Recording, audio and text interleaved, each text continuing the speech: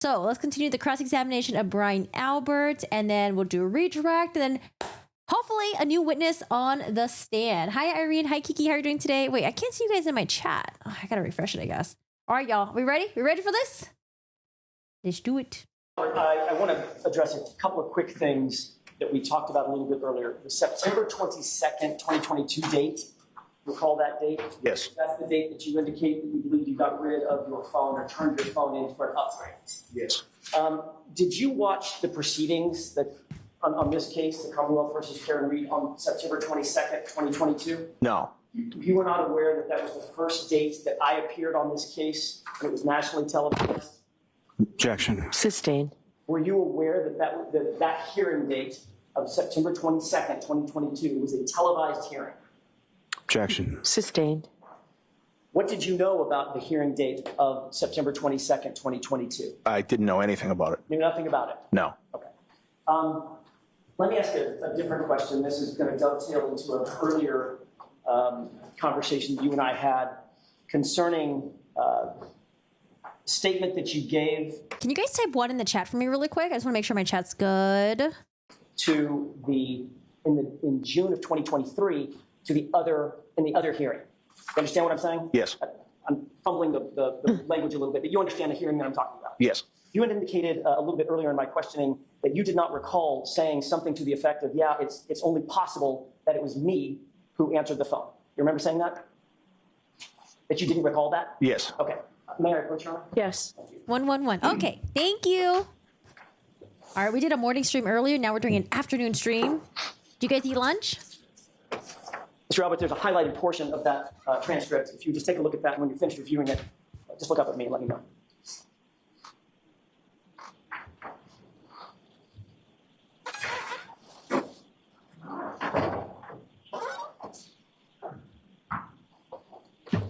Hello again. Hi. Irene, Nikki, Edward, Nicole, Dino, Kiki, Caitlyn, Irene. Mr. Albert, did that refresh your recollection as to the colloquy that you had with someone questioning you about this issue in June of 2023? Yes. And in fact, Dinner? you testified as follows. Question, can you just but then you? Objection, Your Honor, as far as the reading. As far as what? Reading from the transcript, he's asked him if his memory's refreshed. All right, so go ahead and ask him a question. Don't read from the transcript. Did you in fact say in answer to the question, if it's not your wife and it's not your dog, who else is it possible on earth to answer this phone? Might have been Chloe. Answer, yeah, it's only possible that it's me. Did you say that? Yes. Ring, ring, ring. Chloe's like, my parents are having sexy time right now. Call back later. Just before the break, I was asking you about those, as you indicated, many phone calls that you traded between and among your family members and friends, including Brian Higgins. I had pasta too. Yes. Were those many calls an effort to get your stories straight about how you were going to Asked and answered? what statements you were going to give to law enforcement and how were you going to testify if this case ever went to trial? No, absolutely not. Were those calls, or those many calls, an effort to coordinate narratives between you and your friends and your family? No. Were those many calls in any way discussing the fact of creating a story of mysterious butt dials? Objection. Sustained. Everyone, Yes. My dog has changed my phone and changed videos on my phone, not unheard of. Change music, sure. Change videos. What do you mean? Okay. Oh, like Mr. Lally? Thank you, Your Honor. stepped on it? Shiro steps on my iPad all the time and then fucks with my shit. All right, redirect. Mr. Lally.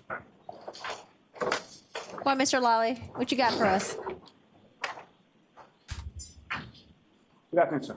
Good afternoon.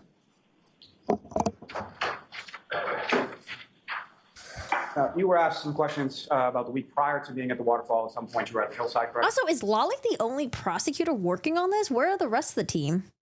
Yes. You were there with friends and family, is that correct? Yes. You weren't specifically there with either Mr. O'Keefe or the defendant, correct? No, I was not. And same with respect to the waterfall on January 28th, you were there with friends and family, is that correct? Yes. You weren't specifically there with Mr. O'Keefe or the defendant, correct? No, they came unrelated to anything I was doing. And you were shown some video from the waterfall from January 28th in which you were speaking at a sort of section of the table, correct? Yes. And was the defendant the only person in that section of the table? No. There were other people around her, behind her, is that correct? Yes, it looked like there were other people at the table as well as situated right behind where she was sitting. And those other people around her, behind her, those are people that you knew far better on January 28th than the defendant? Yes, those are my relatives and friends, and that's why I was at that location.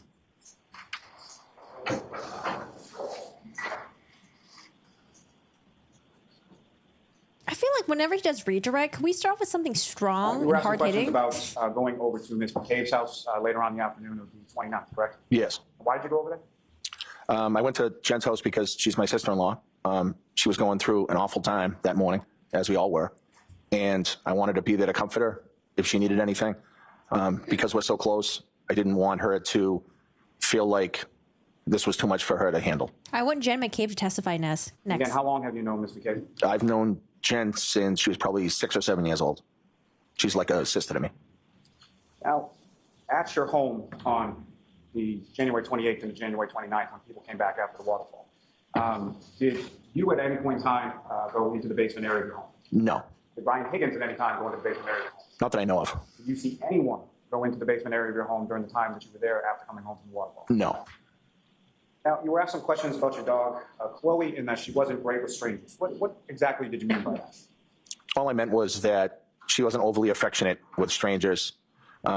She's a heavy dog. Not everybody likes dogs. So if there's going to be people at the house that don't know the dog, they might not particularly want her around them. They don't like the dog. They can't come over to my house.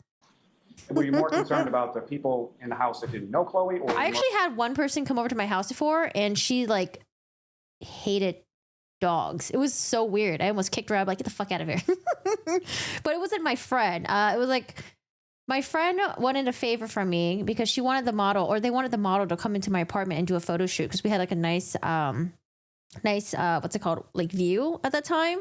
And then so she came in with her shoes in the house, and then she was like, "Oh, I don't like dogs." And I was like, "How do you not like dogs? What?" And it wasn't like she had a bad experience. She wasn't scared of them. She was just like, "No, ill. They're just nothing to me." or more concerned about Chloe herself? The people in the house, never has the dog, to my knowledge, been aggressive to anybody except for the time that there was a fight between two dogs. Now, you were shown in Exhibit 66 that was Yeah, I dumped the guy for yelling at my bulldog. Yeah, you can get the fuck out of my house. sort of a drawing of your house. Do you recall that? Yes. And had you ever seen that prior to today? No. And do you recall specifically within the drawing or the artist rendering of your house, there were certain lights on around the garage and the front door? I did notice that, yes. Hi, Do you recall Crystal. whether or not those lights were on when you came Yeah, home? right. Unless you're allergic or suffering from PTSD from a previous dog attack, get out of here. I don't trust people who hate animals, right? That's how I feel. Dennis's parents don't like dogs as well, and I'm like, that explains a lot. Hi, The lady. waterfall on January 29th? I don't recall, but oftentimes those lights are off, and sometimes the bulbs don't even work in them. And when Ms. McCabe comes into your bedroom sometime after 6 a.m. on the 29th, Yes. that was following a day in which you woke up in New York City and went to a funeral, is that correct? Yes, I went to a funeral that morning in New York. And that was for a fallen police officer from the New York City Police Department? Yes, a police officer in New York that had been murdered while on duty, and that was his funeral. And did you know that Oh, yeah, I was gonna say, were you close to that police officer? police officer whose funeral you attended? Objection. The objection sustained. Next question. Oh, I want to know the Now, answer to with that. reference to, you then drive all the way home from New York to Massachusetts, correct? Yes. And you went out to a couple of different places, had a couple drinks, correct? Yes. And then went back to your home and went to bed sometime around 2 a.m. or so? Yes, after 2. And so about how long had you been asleep from the time that you dozed off to the time that Ms. McCabe comes into your bedroom that morning? Only a few hours, probably 3-4 hours, 3.5, 4 hours. Now, in relation to waking up that morning, you testified that you did not go outside, correct? Yes. And why not? Initially, when I woke up and I was told what was going on out front, I looked out my window and I saw some emergency vehicles. I did not see John at that time. I came downstairs with my wife and she asked, where was John? And Jen said that he Sustained. Next question. Wait, the wife came downstairs? What was your understanding of where Mr. O'Keefe was when he came downstairs? Objection. Ask it differently, Mr. Lally. In reference to when you came downstairs, what was your understanding of medically what was going on outside? Objection. The objection sustained. Was there any reason for you to go outside of your house at that time? No, there was not. At that time, there was no victim out in front of my house. So there was no first aid for me to give. Or so he There was thought. nothing I could do. You were asking questions about the sort of bulkhead in the back of your house, correct? Yes. Where is that bulkhead in relation to the bay windows of the kitchen that you were testifying about? So the bulkhead door is directly under the bay windows in the kitchen. The bulkhead door opens up almost directly into the windows, obviously without hitting them, but it opens up into the front of the bay Are bay windows kind of like the window that's over the sink type of thing? windows. What you saw as far as that video that was shown to you, that's not what the bulkhead looked like. That's not what the door looked like at that time on January 28th or 29th, 2022. No, those are not the doors we had. And as far as the bulkhead was concerned, when that bulkhead was opened around that time, what, if any, kind of noise would that bulkhead make? A loud creaking, old rusty metal sound when you opened it. Is that something that if it was open and you were in the kitchen area, you could hear? Yes. Now, in reference to that bulkhead, what, if any, security, or what if, was it open, was it locked? How was that left? So the bulkhead door was shut and it was broken. So sometimes you could turn the metal thing to lock it, and sometimes it would be hard to do. But the wooden door that goes into the basement has a lock on the doorknob. That is a door that we keep locked because we don't use it. Now, as far as Oh, really? You had bulkhead doors? I had them when I was in MA, loud noise. on the bulkhead, you were shown in that video a gate that opens up to the front yard area of the house. Is that correct? Yes. And what, if any, other gates are located on the fence in your backyard? So we also have a gate on the rear part of the fence. And there's also a gate on the opposite side of the house. And the gate in the rear area of the fence, where does that lead to? So The that leads to railroad some tracks? woods, and then eventually you'll hit some train tracks. With respect to your phone, Yeah, why not hide his body out there, dig a hole back there? that was something that you had upgraded prior to any notification you received from the district attorney's office or anything in relation to preserving the phone. Is that correct? Yes. Yes, please, let's tell us more about this phone. Now, with respect to that, as far as the information contained within the phone, there are certain types of information, are you familiar with, being sort of backed up by the cloud? Oh, wait, then I have a bay window then. Okay, I don't know. I just call it the nook window. Some over the sink windows are bay windows. A bay window is a window that extends out of a wall of a house to make it sort of like a bay. Sometimes they go floor to ceiling. Gotcha. Okay, yeah, because I have like a little like window nook thing that sticks out of my kitchen. Yes. Would that include calls? It could. Could that also include text? Yes. Could that include photos? Yes. Could that include contacts? Yes. And the information that you were shown as far as certain call logs or call records, as far as you know, was that generated after that September of 2022 date? Yes. Now, with respect to the Okay, so preservation, iCloud that data was in has regard that? to a motion the council had filed for your physical phone, correct? Yes. Are you also aware of a judge's order denying that repeatedly as far as them gaining access to your physical phone? Objection. I'll allow it. Yes, it was denied on multiple occasions. So was it ultimately denied at the very end? Because I did see the defense putting a motion requesting access to Brian Albert's phone, but I don't know if it was denied or not. But in that motion, they included a lot of stuff in there. Lots of accusations. I'll strike the multiple occasions.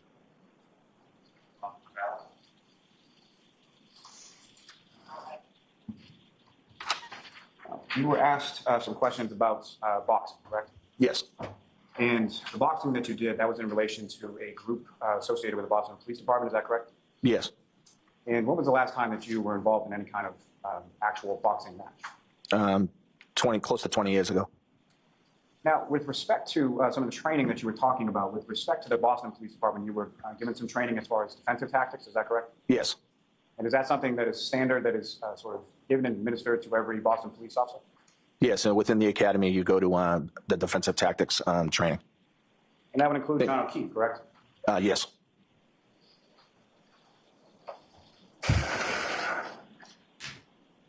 Now, as far as your house, where you used to live, 34 Fairview Road, what, if anything, did you observe or notice with reference to cell phone reception in that area of your home?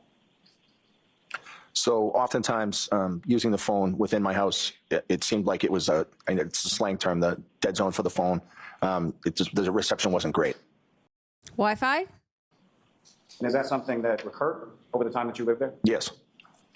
Wi-Fi? Now, with reference to the phone, and prior to the intimate moment that you shared with your wife sometime after 2 a.m., do you recall whether or not the phone screen was locked at that time? Were you checking that at that particular time? I don't recall the exact timing, but I know it was opened sometimes and then it was closed, obviously, at some point, but I don't know the exact timing. So the phone may not have been locked at the time that you began that situation with your wife. It may not have been.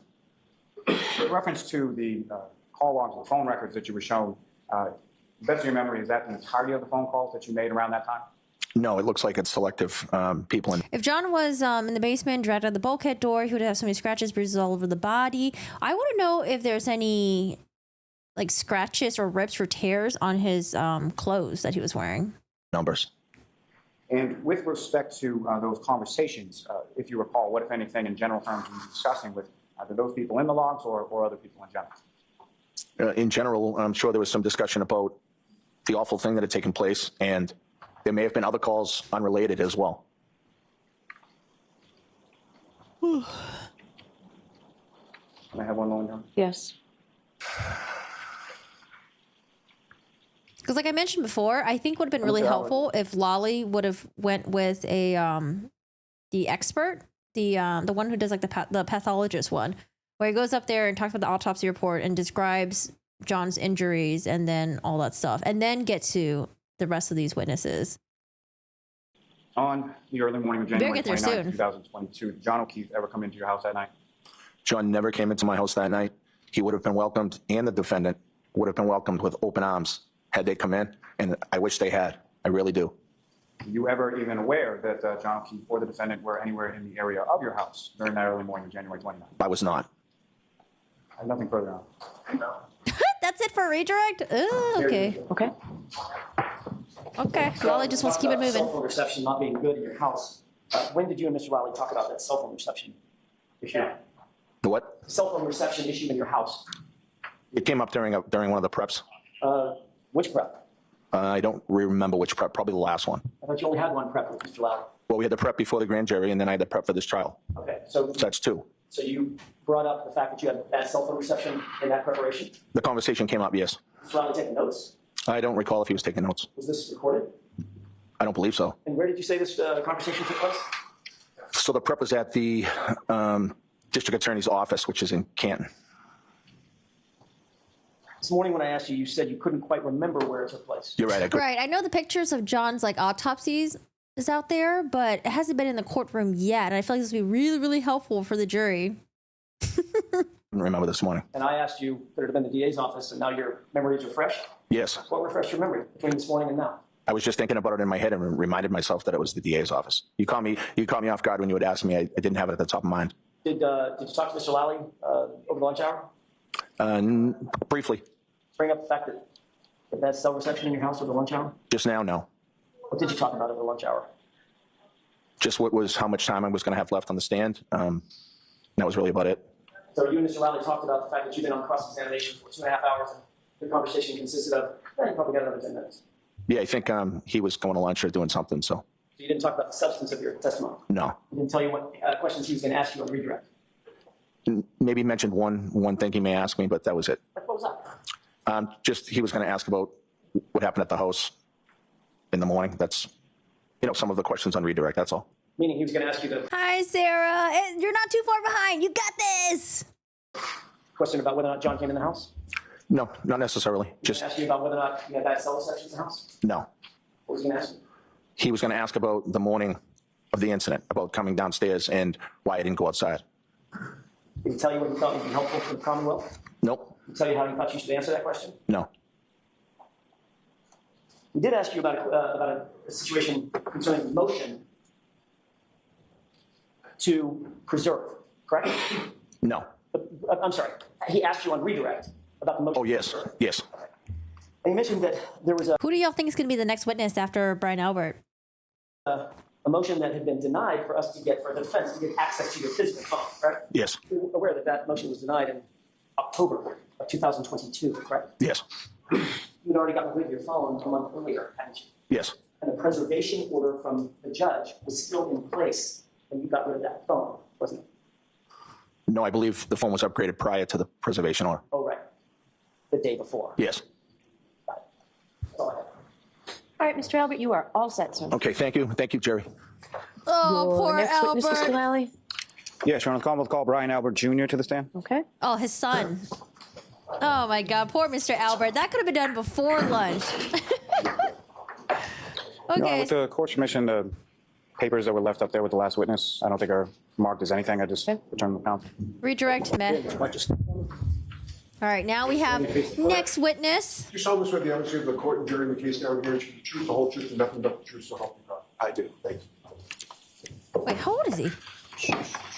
Oh, he's young face, but the mustache definitely makes him look a bit older. Yeah, the mustache. All right, new witness, y'all. This is their son, Brian Albert Jr. Be whenever you're ready, Mr. Lally. I mean, he's like, what, early 20s now, right? Early 20s? Thank you, Your Honor.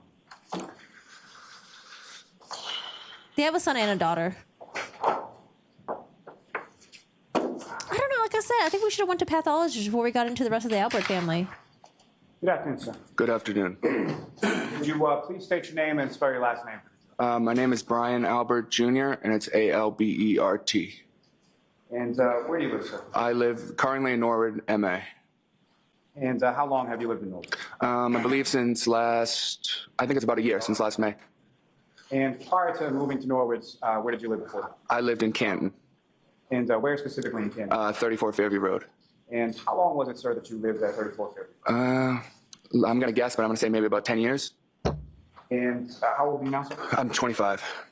And with respect 25. to both where you live in Norwood and where you live in Canton, who, if anyone, did you live there? Well, when I lived in Canton, I lived at one point with my 4 siblings, but then some of them moved out. Oh, sorry. No, yeah. He was a 23-year-old at the time. It was Colin that was a 17/18-year-old. Okay, I keep mixing up him and Colin. And then in Norwood now, it's basically Norwood. just me and my parents, and 2 of my siblings are at school. So they come home in the summer and stuff. And by your parents, your father's name is Brian Albert as well, is that correct? Yes. And your mother's name is Nicole? Yes. Now, Moving along, Lolly. you work, sir? Yeah, I do. I work in IT. And how long have you been doing that? That job will be a year, maybe a year in August, I believe. Sir, if I could turn your attention to the time frame of January 28th, 2022 into January 29th, 2022. Do you recall that specific time frame? Yes, I do. And with the 28th and the 29th, do you know roughly what days of the week that was? Maybe a Friday and a Saturday, I believe. And with respect to 28th or the 29th, what, if any, significance do those dates have? Yeah, so the 29th is my birthday. The 28th was the day before my birthday, obviously. So I had a few friends over from my birthday. And do you recall how old you were turning on the 29th of 2022? That was, what, 2 years? 2 years ago? So I'd be 23? 23, I think? Yeah, 23. Now, in the week leading up to that weekend, what, if any, plans did you have with respect to sort of the night before and the night of your birthday? Yeah. So I was kind of up in the air. I didn't know if I wanted to go out. I'm kind of a homebody person. I like to stay at home. So I was kind of up in the air. So my plan was to have some of my friends over to my house. We would eat, have a couple of drinks, and then I would decide then if I wanted to go out locally in Canton or not. So that was my plan. And then a few days before, that's when we found out that the snowstorm was actually going to happen, because you know how they always say it's going to snow, and it never does. So then that kind of threw a wrench in it, but I was kind of like, well, we'll see what happens. And so we went along with the plan. And that particular evening of January 28th, Yeah. that's at some point people came over your house, is that correct? Yes. And about what time was it that your friends first started coming over? I would say my friends first arrived probably around 7:30 p.m. And who were the first of your friend group that came to your house that night? The first 2 were Sarah and Julie. And just for the record, Sarah's last name is what? Levinson. And Julie's last name is? Nagel. Because there's 2 Julies. And, He also has an aunt named Julie. And then, the aunt was the one that bought donuts for him for his birthday. with respect to Love me some them frozen coming over donuts. to your house, was there anybody else from your household or your family or anybody else that was present when Sarah and Julie stopped by? I believe when they first got there, my mom was still at the house. She hadn't left yet to go out where she was going. You know where she was going that night? I believe she was going to the Waterfall Bar and Grill. You know who, if anyone, she was going there with? Yes, she got picked up by my Aunt Julie.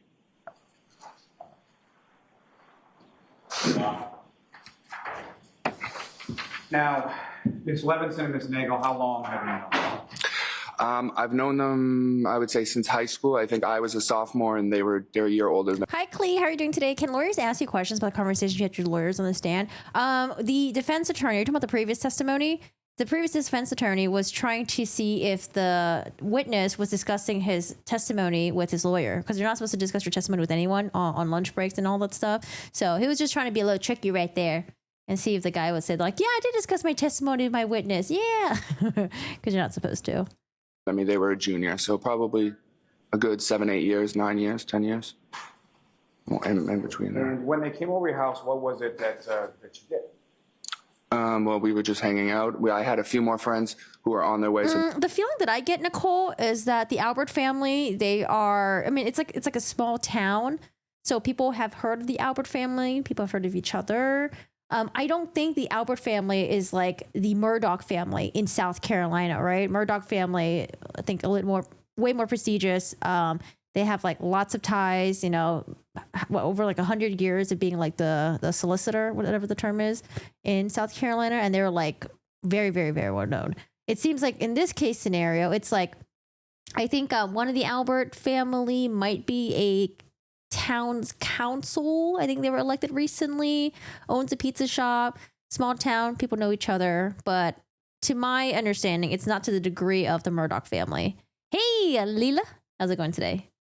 But that's all I know. And I, haven't really done like a lot of super reading about this.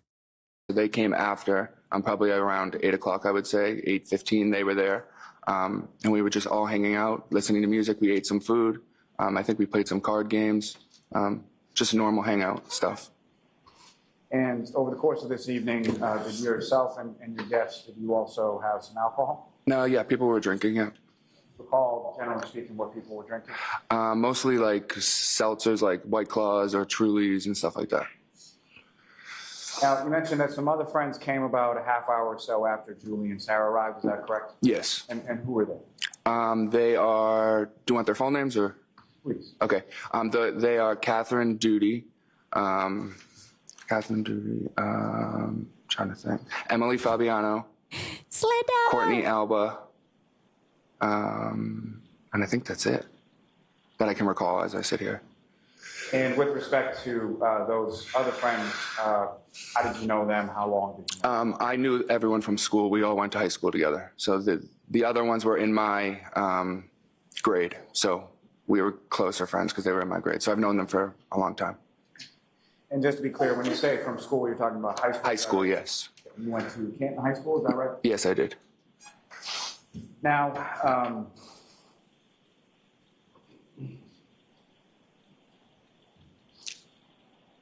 Right? Maybe, right? And I do wonder, how often do murders happen in Canton?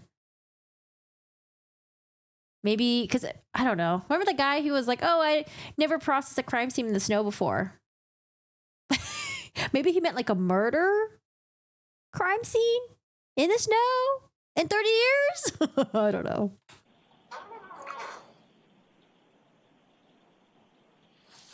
with respect to having your friends over your house, where sort of within the house were you all sort of hanging out? We would all just kind of hang out probably, I would say, mostly in the dining room. The dining room and the kitchen were kind of like one big open space.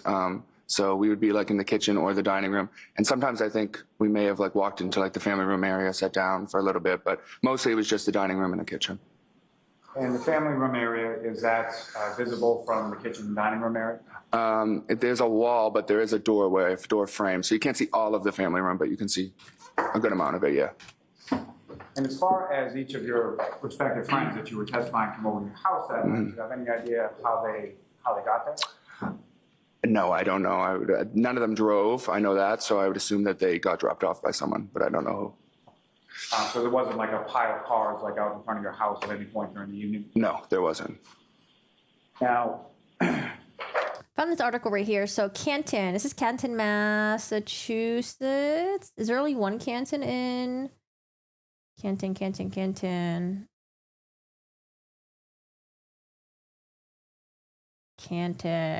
It isn't sir. It is Canton. I wonder if it's Canton. Canton Rep. Where is this located? Canton recorded 13 homicides, including 2 triple homicides in 2009. There were 8 in 2008. I don't think I've ever seen the city of Canton go 9 months without a homicide. But is this Massachusetts? I'll find out. later on that evening, who, if anyone else, came by? Oh, just kidding. This is Canton, Ohio. There's more than one Canton. Well, my cousin Colin arrived at the house at some point. And then my mom and my dad and them came back from the waterfall back to the house at some point as well. Now, with respect to your cousin Colin, his last name is Albert as well. Yes. How is he related to you? He is my first cousin. He's my dad's brother's son. And his father would be Christopher Albert, is that correct? Yes. He's older, younger? Is Colin younger than me? Yes. Yes, he is. About how old was Colin around this time? Maybe 17, I think. So was he in high school around this time? I would assume so, yes. And if you recall, how was it sort of that Colin came? He's 25 years old now, but at the time he was turning 23 for his birthday. Over to your house that night? Did he reach out to you at any point? Did you reach out to him? Yeah, I don't exactly recall how he knew. I don't know how he knew that I was at my house, but at some point he did call me and said, "Oh, are you still at your house?" And I said yes. And he said, "Do you mind if I come by?" And I said, "No, of course you're welcome to come by." And with regard to earlier at your house, when you indicated that your mother went out to the waterfall, she went out with Julie Albert, correct? And that's your aunt? Yes. I'm sorry. Oh, shoot. Yeah, I haven't updated my thing yet. Let me update mine because I have mine's wrong. Brian Albert Jr. and direct examination. Sorry, I have it wrong. I asked you about 3 different questions. No, it's all right. As It's far me. as Colin is concerned, Julie is Colin's mother. Yes. Do you recall about what time it was that Colin came by the house? I don't recall exactly. I would say maybe closer, maybe 10:45, 11 p.m. And as far as the other people at the house, the women that you had over, did Colin know any of them that you knew of? Yeah, Colin knew some of them just from being in the same town. Colin's older brother is just 1 year older than me. So Colin's brother is in some of the grade of some of the girls, that were there. So that's how he knew them. And just to be clear, Colin's older brother is also named Christopher Albert. Yes. What? Oh my God. Why do we have so many doubly names? And now, when Colin came over to the house, as far as the things that you were describing before, as far as hanging out, is that essentially what continued after Colin's arrival? How many of y'all in the chat have kids named after you? Yeah, he was just another addition. We just were continuing to do the same stuff, hanging out. Now, with respect to within the home, you've mentioned sort of the kitchen, the dining area, and the family room. Were there any other areas of the house that anybody went to during the course of the evening? Not to my knowledge. I mean, there's a bathroom, but it's just off the kitchen. So I assume the bathroom. But that's really it. We didn't go anywhere else than that first floor area. So mainly in the first floor, is that correct? Yes. Did you see anybody at any time go down to the basement? No. Did you see anybody at any time go upstairs? Not to my knowledge, no. You mentioned that at some points, your parents and some people that were at the waterfall came to your house. Is that right? Yes. So first a group of my friends had left my house. And I think that was probably around, they were only there for a few minutes while Colin was there. So I would say probably around 11:10. A few select people left the house to go home. So at that point, it was just me, Colin, Julie Nagel, and Sarah Levinson at the house until my parents arrived. And so Courtney, Catherine, and Emily would have left at some Your best friend stole the girl name I picked out this 4th grade. What was the name? points shortly after Colin arrived. Yes. And when your parents came home, if you recall, what was sort of the order of, do you recall about what time that was? I would say that would be right around midnight, I would say, maybe 12:05, 12:10-ish in that area. And just turning back to Colin for a second, do you recall, do you know how Colin came to be at your house? Like how he was dropped, like if he was dropped off? Yeah, yes. Did you know whether or not he drove there, was dropped Yeah, off how he got there? How did he leave? I know he didn't drive there, but I would assume he got dropped off. He didn't say how he got there, though. Right, so we'll strike, you don't know how we got there. Okay, yeah. And as far as the order of people that arrived back at your home, who were the first people Maybe who he meant to arrived say that back at your home from the waterfall? The first people to arrive were he didn't drive there, but he doesn't know who gave him a ride there, maybe? my mom, my dad, my sister Caitlyn, and my dad's friend Brian Higgins. And prior to that evening of January 28th, had you met Mr. Higgins before? I don't recall ever meeting him. I could have met him in passing, but I don't ever formally remember meeting him, no. Do you recall ever seeing him at your house at Fairview Road prior to that? I don't think he'd ever been there that I have saw, no. And as far as Colin was concerned, when your parents and your sister and Mr. Higgins arrived, in relation to that, when did Colin leave the house? Colin was actually getting up and leaving as they were coming into the house. And similar to, do you know how Colin left? Wait, hold on. That's like a very specific name. And it's not just one name, it's like two names. She calls her Ali Rhea for short. It's not a coincidence. Maybe she thought she was the one who came up with it in 4th grade. At your house, or how he, Oh boy. whether or not he drove or was picked up or anything? Yeah, he was sitting at the table and I was actually sitting right next to him and he stood up and said, "I'm leaving, Allie's picking me up." And so I knew who Allie was because Girlfriend? she's my cousin. And what is Allie's last name? McCabe. And she's your cousin as well, is that correct? Yes. She Colin Albert's cousin? She's not Colin's cousin. No, she's my cousin on my mom's side. And so Colin would be your cousin on your father's side? Yes. Were they dating?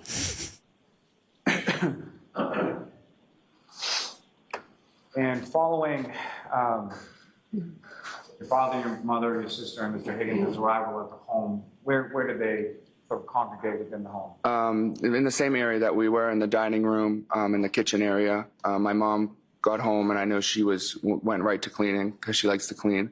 So she was in the kitchen picking up. And yeah, we were all just in that one area. And following their arrival back at the home, who, if anyone else, showed up at your home that particular That would explain why one of the law enforcement, when they testified, they said they went to the kitchen and it was like really clean. It's like, it would be really clean after having a party. But, I do know people who do clean after like a party, especially if it's like 2, 3 a.m. because you don't want to deal with it the next morning. And then I would say maybe 10 minutes later, my auntie JJ, well, her name is Auntie Jen, but I call her JJ, and Uncle Matt arrived at the house. Your Auntie JJ and your Uncle Matt, what is their last name? McCabe. And was that, their arrival, was that before or after Colin had left? Colin had already left at that point, yes. And so the alley that Colin was picked up by, what, if any, relationship does she have to your Auntie JJ and your Uncle Matt? That's their daughter. At least Lolly's being more clear. Now- Usually by now we get a bit lost with what he's Throughout the doing course of the evening, well, let me ask you this, as far in the as, timeline. when was it that the last person who didn't live at your house on Fairview Road, when was it that the last person? The last, I wouldn't know I couldn't tell you the time. Well, the last people to leave were Auntie JJ, Uncle Matt, Sarah, and Julie. I don't know exactly what time that would be. I can't even guess. I don't know. And you mentioned your sister, Caitlyn, is that? Oh yes, I'm sorry. I was just thinking of her as my sister, like sibling. So she didn't live in the house, so she was the last person to leave. And prior to her leaving is when your Auntie JJ, Uncle Matt, and Yes, yeah.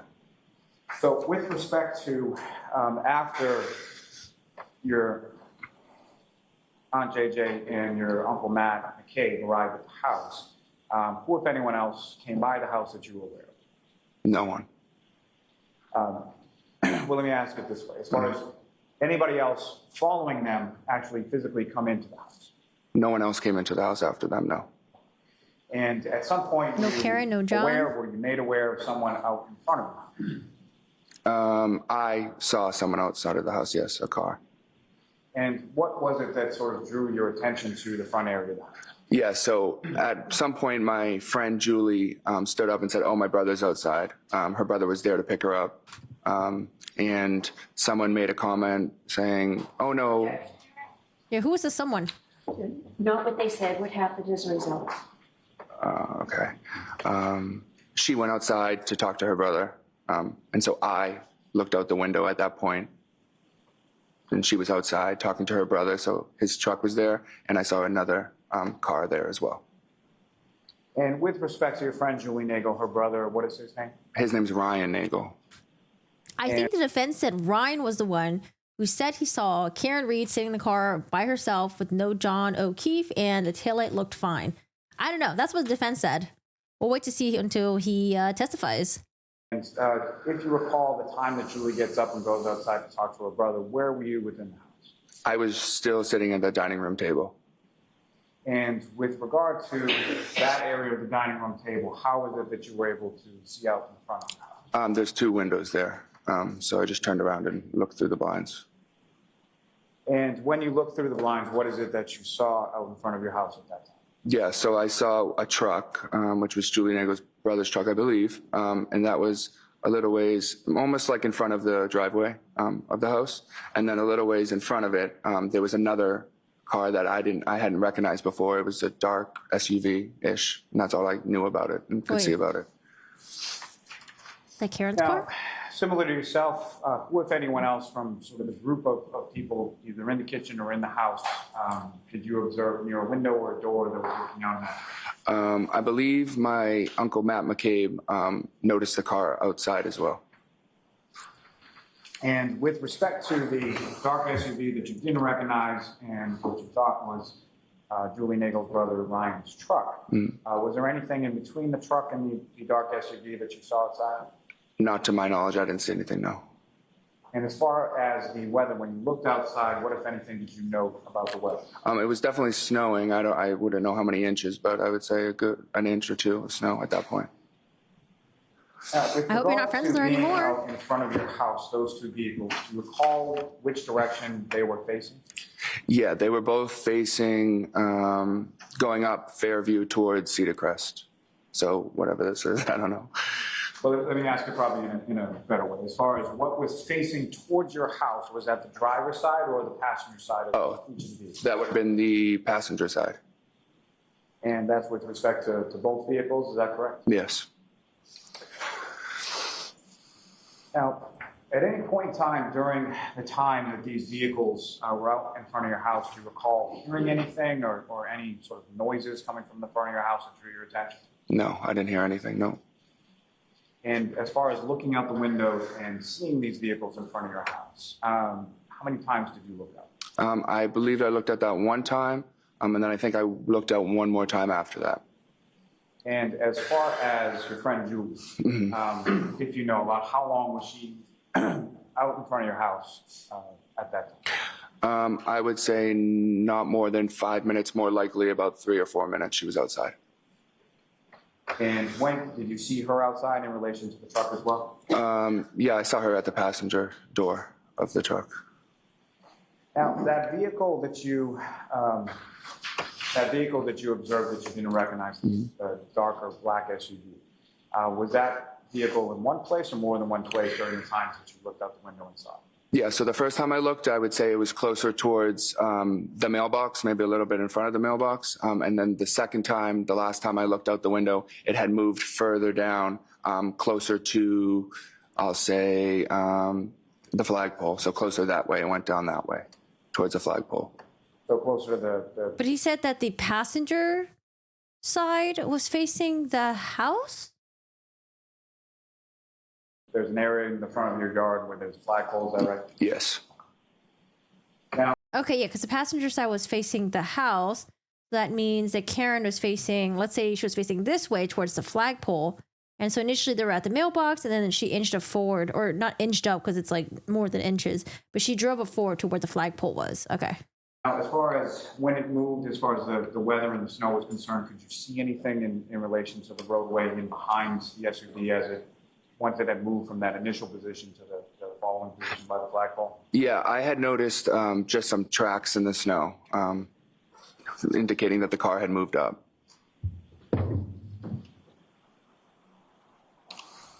Now, your friend Julie, did she take that ride home with her brother Ryan at that time?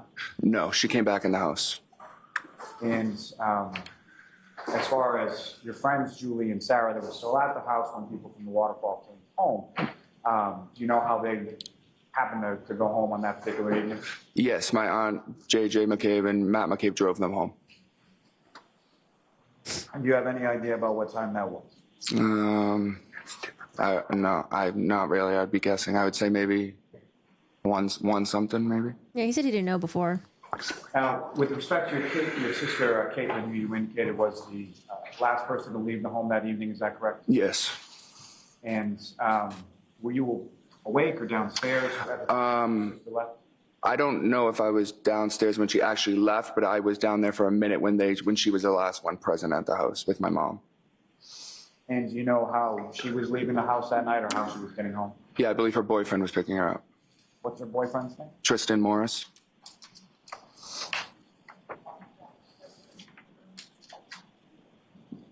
Sir, if I could turn your attention to the following morning. At some point you go to bed. Do you know about what time it was that you went to bed? I would say, I don't know, late 1, early 2 o'clock in the morning.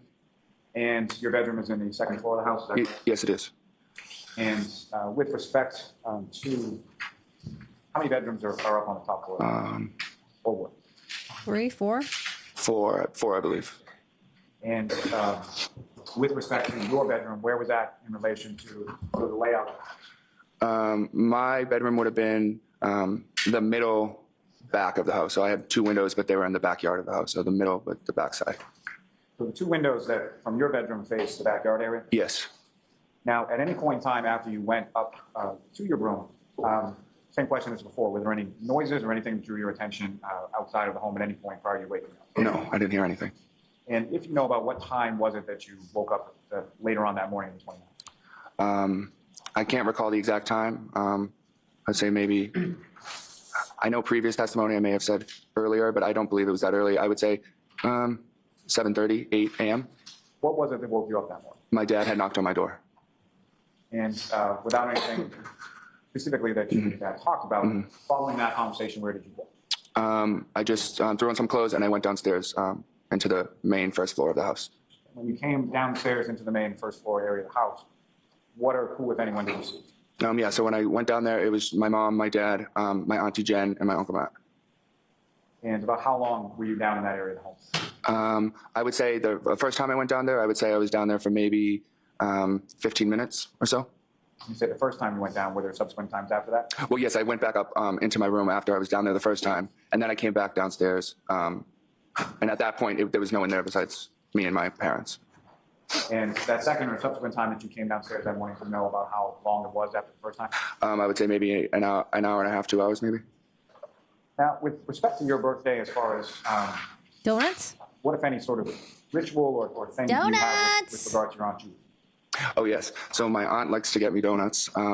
It started, I don't even know, probably when I was like in middle school. Because I used to really like donuts. So every birthday she would give me 6 donuts in a box and a card. And that was just our ritual. She would bring it over every day, every time it was my birthday. And did you get those as far as the donuts and the card and everything at some point on that particular morning? Yes, I believe that when I went downstairs the first time, the donuts and the card were there already. So I had known that she had come by and dropped them off for me. Did you physically actually see your Aunt Julie on that particular morning? No, I didn't see her then. Was one of the cars in the driveway, was it his car? Do you normally leave your car unlocked in the driveway for your aunts to leave donut? May I approach? Yes. Perhaps I just ask you to look at those yourself. Okay. Yes, this is. Taking those photographs, is that a fair and accurate portrayal of what the house looked like around that time? Yes. May I approach again, Your Honor? Yes. Come up to seek your introduction in a minute.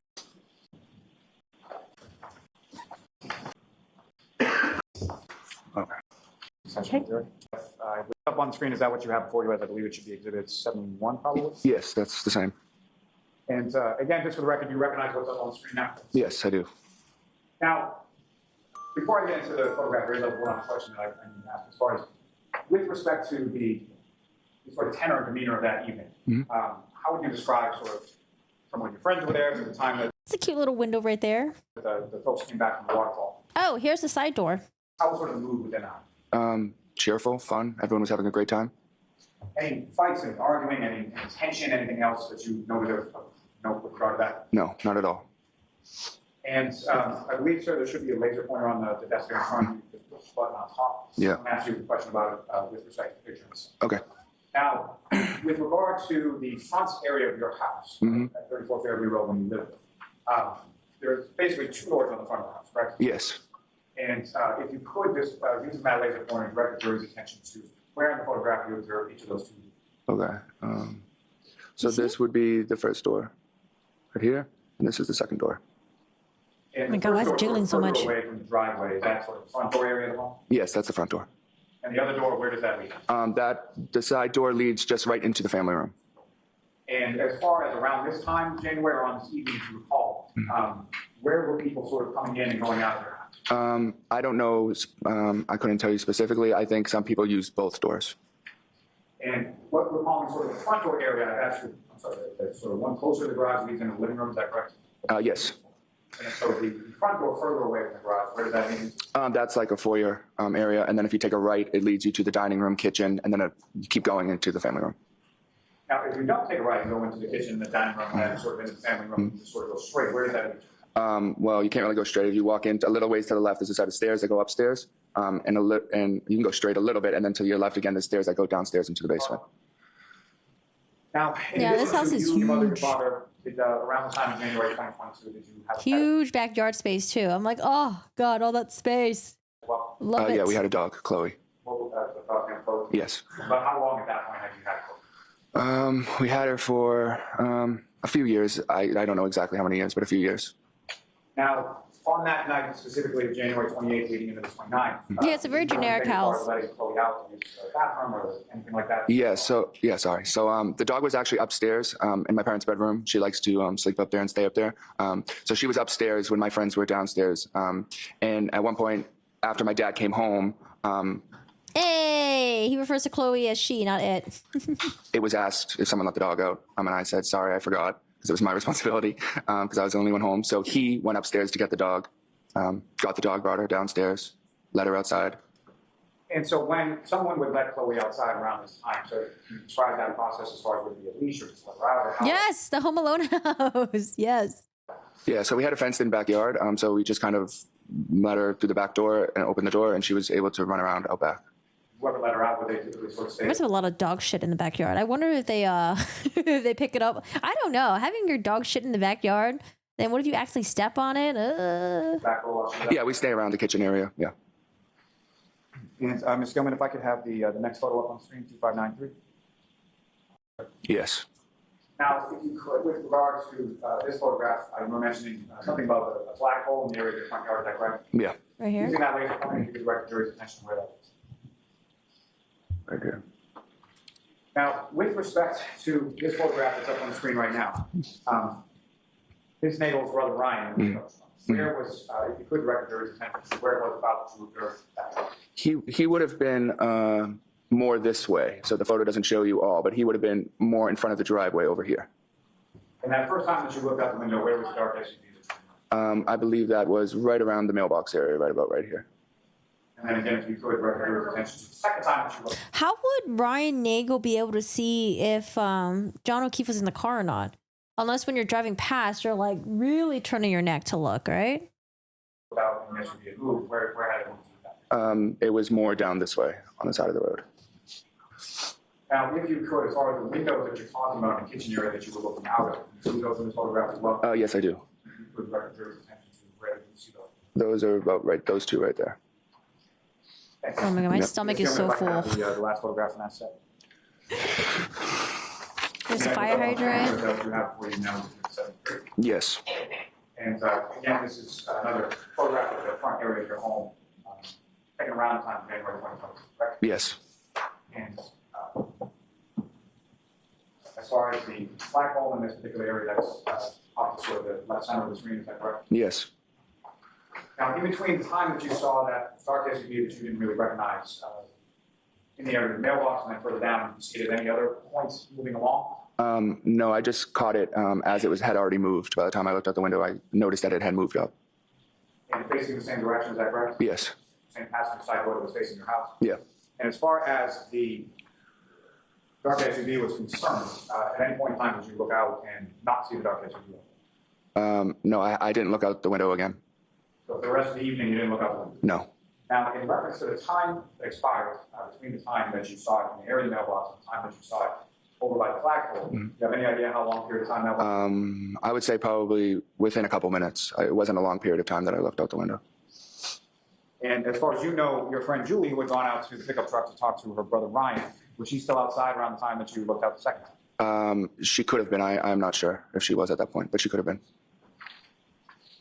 And Ms. Gilman, you can take that. I have just one moment, Your Honor. Yes.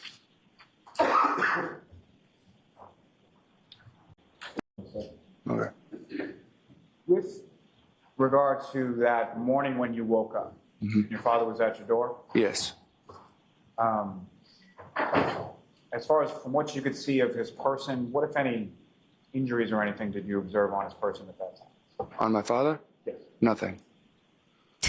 Now, at that time, Mr. January Lawley. 28th and January 29th, 2022, did you know anybody by the name John O'Keefe? I knew of the name, but I didn't know him personally, no.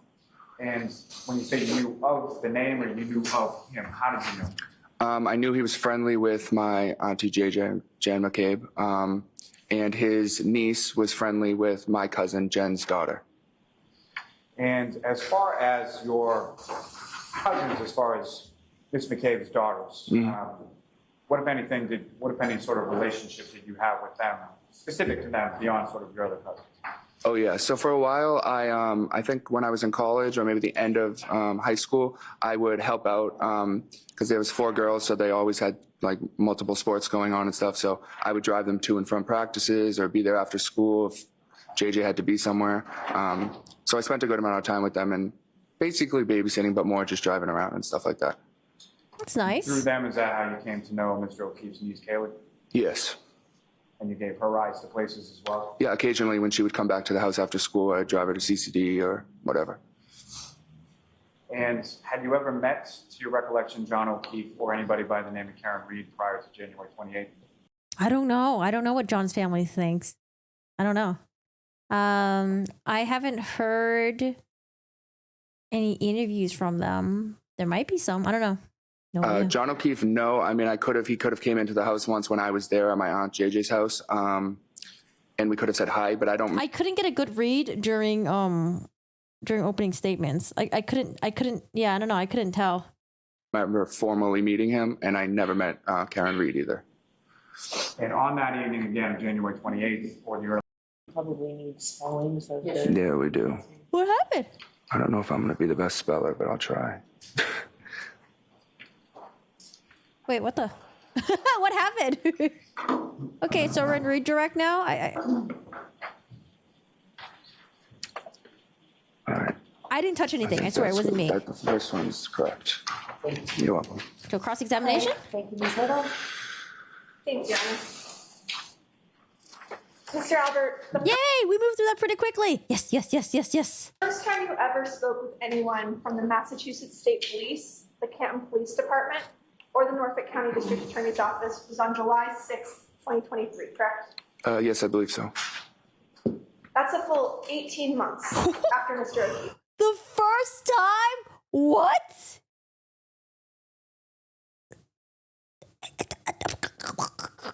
Is he gonna remember anything? 18 months later? Step, correct? Yes. Who was present for that? I spoke with 2 troopers, I believe. Proctor? And my lawyer. Trooper Proctor was there? Yes. And this interview actually took place at your family's defense attorney's office, correct? Objection, Your Honor. The objection system. This interview took place at your attorney's office, correct? Yes. Your sister Caitlyn Albert was also present, correct? She was there for some time, but she wasn't when I was interviewing. She wasn't in the room with me. No. And that was also the first time they had spoken with your sister as well about these events, correct? Objection. My stomach hurts. I And to think I be ate too clear, much. the Massachusetts State Police only interviewed you after you were called to testify before a grand jury Objection. separate proceeding, correct? The objection is Sustained?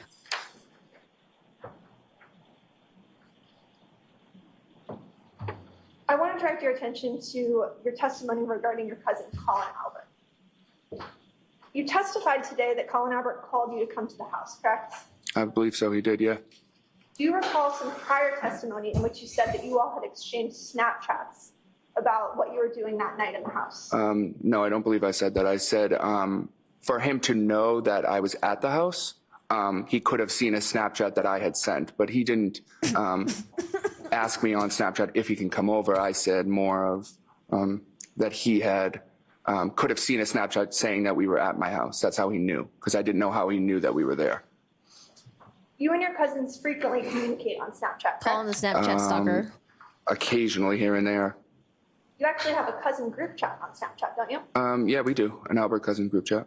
Who else is on that Snapchat? There's all my cousins, a lot of us, a good amount of my cousins. Would that include you, Yep. Colin Albert, Yep. Allie McCabe? No, she's not an Albert. Do you have a group chat in which Allie McCabe is a member? I believe we have a cousins on my mom's. Yeah, I'm surprised too. People do still use Snapchat. And then there are celebrities or influencers getting these deals with Snapchat. It's like good monies in order to use Snapchat and get people to watch their snaps and stuff like that. Side group chat, yes. But she wouldn't be in that group chat with Colin. No. I uninstalled that a long time ago. And do you still have any of the messages you exchanged with your cousin on January 28th? I don't know. Can you rephrase the question? Do you have any of those Snapchat messages or other messages that you exchanged with your cousin Colin Albert on January 28th? No, I'm not even sure if there was any messages. Not to my knowledge, I don't know.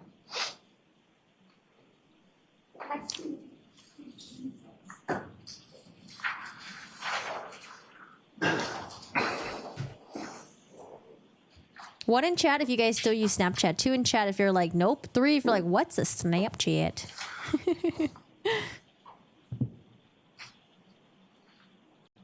Mr. Albert, you testified that Colin arrived around 10:45 or 11 p.m., correct? Today? I said that? Yes? Yes. Yes. Who else was at the house when the clock struck sort of midnight as it became your birthday? When it hit my birthday, it was just Colin, Julie, Nagel, and Sarah Levinson.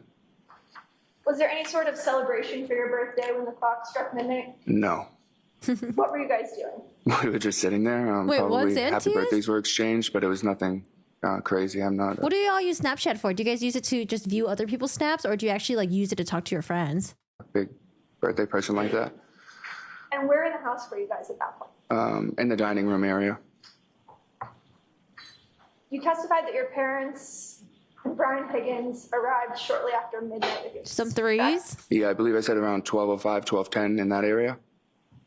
Describe what happened when they came into the house that night. They all just walked in the door, and at that point, my cousin Colin was standing up to leave. They passed each other, said hi, and that was it. Initially, I was like, how did he remember 12:05, 12:10? That seems a little specific, but it could make sense because maybe they were countdowning to his birthday, like to midnight. And then after they did a countdown to midnight, his birthday, minutes after that was when the rest of the people arrived. Mr. Albert, you never actually observed Colin leave in a vehicle from 34 Fairview, correct? No, I didn't see with my eyes, no. In fact, you said you only looked out the window 2 times that night, correct? Yes, that's true.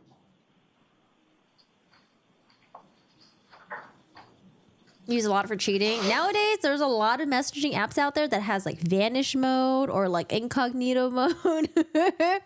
So not only on Snapchat, you can do that on like, I think Facebook, I think Instagram. Yeah. And I'm sure they have dedicated apps for that too as well, where it's like you can hide the app and there's like ways to trigger it so it won't show on your phone.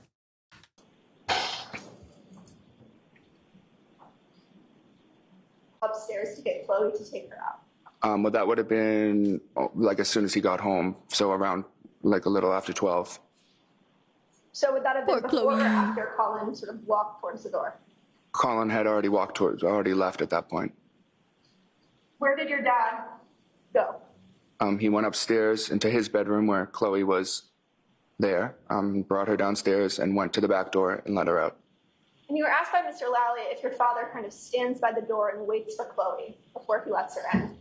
Yeah. But you testified that he was just generally in the kitchen area, correct? Yeah, the kitchen is by the back door. But he's not standing by the door waiting for her. She's an off-leash dog. She can go out, do her business, and you can open the door sometime later, correct? Objection. Can you answer that? Is that correct? Could you say it again, please?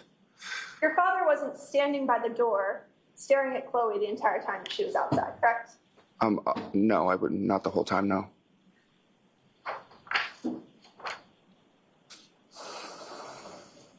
You testified earlier that Julie Nagel went outside to speak with her brother to indicate that she no longer needed a ride. Do you recall that testimony? I'm not sure if I said that exactly, but yeah. Can you describe sort of what you saw the first time you looked out the window? I just saw a little in front of the driveway a little bit. I saw a truck. I saw my friend Julie at the passenger door. I suppose talking to the people in the truck.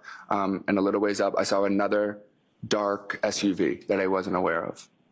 And so you'd agree that there was nothing obstructing the view between the truck and the dark SUV, correct? Well, not from my vantage point, no. And the second time you looked out the window, the only difference you saw was that Ms. Reed's vehicle had pulled up, correct? Well, I didn't know it was Miss Reed's vehicle, but the car that was there had moved up, yes. And the truck was no longer there, correct? The second time I looked out the window? That I'm not sure of.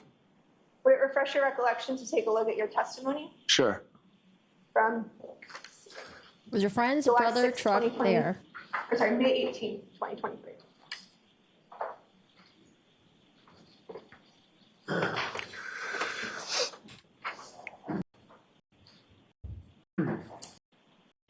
Refresh. So what you testified to Sure, yes. on May 18th, 2023? Yes.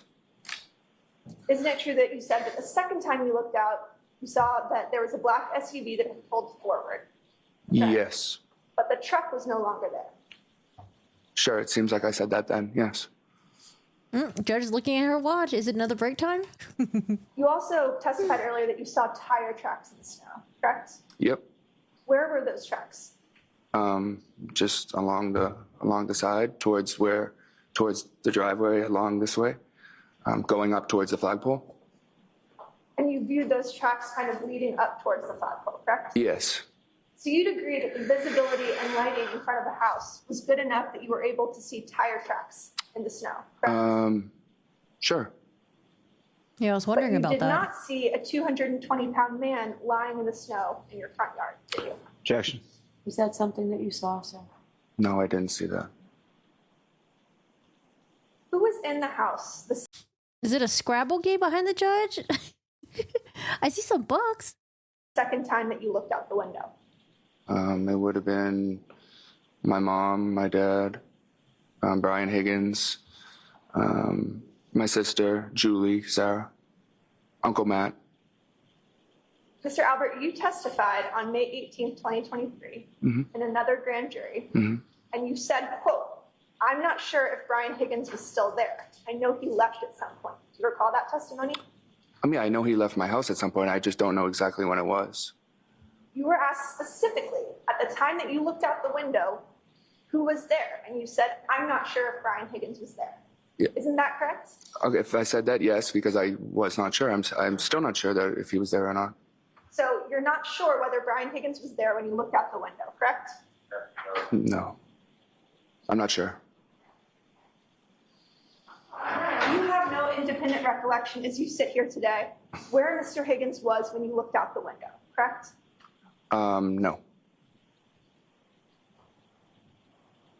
You also didn't recall Mr. Higgins ever saying goodbye to you or your group, correct? I believe that's true, yeah. In fact, you actually testified before another grand jury on May 18th, 2023, that at some point Mr. Higgins just wasn't there anymore. I must have gone to the bathroom or something. I came back and I said, "Where did Higgins go?" And they said he left, correct? Sure, yes.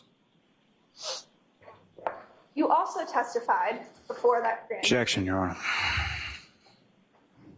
So, yeah, I'm going to see you, Ty Bird, if you could bring that, please. Is it because she's reading the testimonies?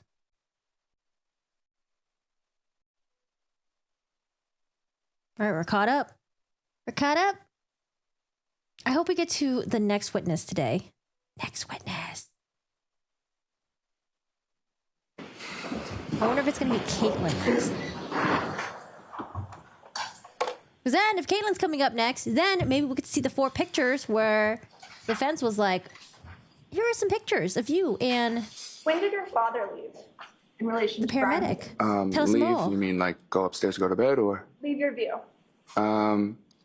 He would have left after Brian Higgins had gone. Yeah, she does have a little bit of Mr. vocal fry. Albert. A little bit. Yeah. Isn't it true that you weren't quite so sure about that when you testified on May 18th, 2023? I don't know. You would have to show me. Is it Do you considered have a vocal fry? I specific don't know. recollection of your father leaving after I feel like her voice isn't really like steady. It's kind of like it kind of like undulates a bit. Mr. Higgins was gone? Yeah, I'm pretty sure he went upstairs after Brian Higgins left.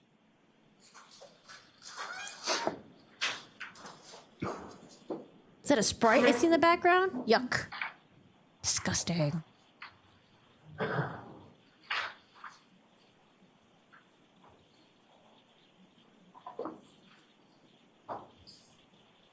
Sadie? I don't know who that looks Mr. like or Albert. how she looks like. I'd like Someone to show said you she looks like my AOC friend. earlier.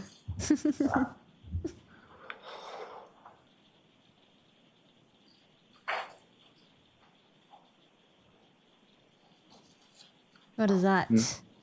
I could direct your attention. Right here? Okay, all right.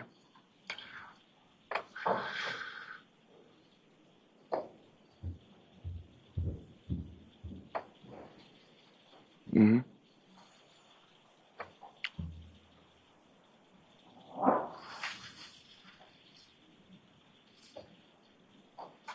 Or what are we Mr. asking? Albert, isn't it true that you told the grand jury, "I'm pretty sure Mr. Higgins left first before my dad went upstairs because he wouldn't have left if his friend was still there"?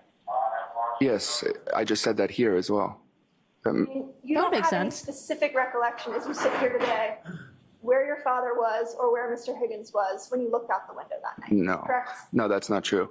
I know that my father was in the room with us. I'm saying I don't know. I'm saying I don't know when Brian Higgins left the house. And when Brian Higgins left the house, then my father went upstairs into his bedroom.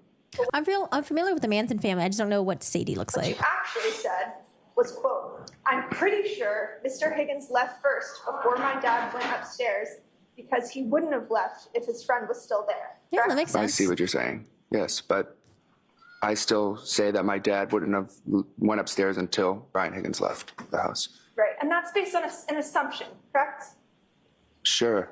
Yeah. Because you weren't interviewed about this case until 18 months later, correct? Yeah. You did not personally observe your father go upstairs, correct? No, I did. I watched him go up the stairs. I was standing by I was in the kitchen. You can see the stairs right there. Your testimony is you can see individuals walk upstairs in your house, Depending on, kitchen. yes, the dining room, from the dining room I meant. There's actually a wall that kind of blocks the dining room to the stairs, correct? Not if you're sitting at the 2 chairs with your back to the windows. If I was sitting in the chair right here, the stairs would be right here. I could easily see. It's through the doorway. But as you sit here today, you don't know what time that happened, correct? No, I don't know the time. No.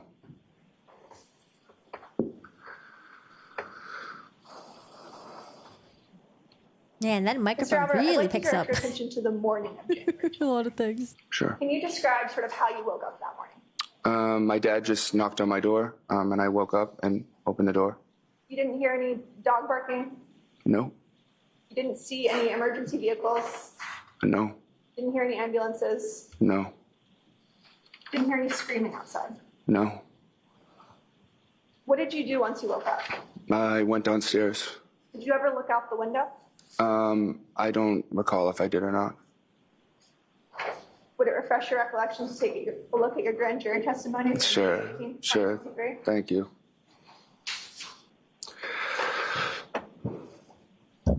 I wonder if the ambulance came down blaring. with page or something. Because I know law enforcement, there was one that mentioned that it was a quiet neighborhood. There's no need to have your sirens on 5, 6 a.m. in the morning. But I wonder if paramedics had the sirens on for the ambulance, because that shit could be really loud. Okay.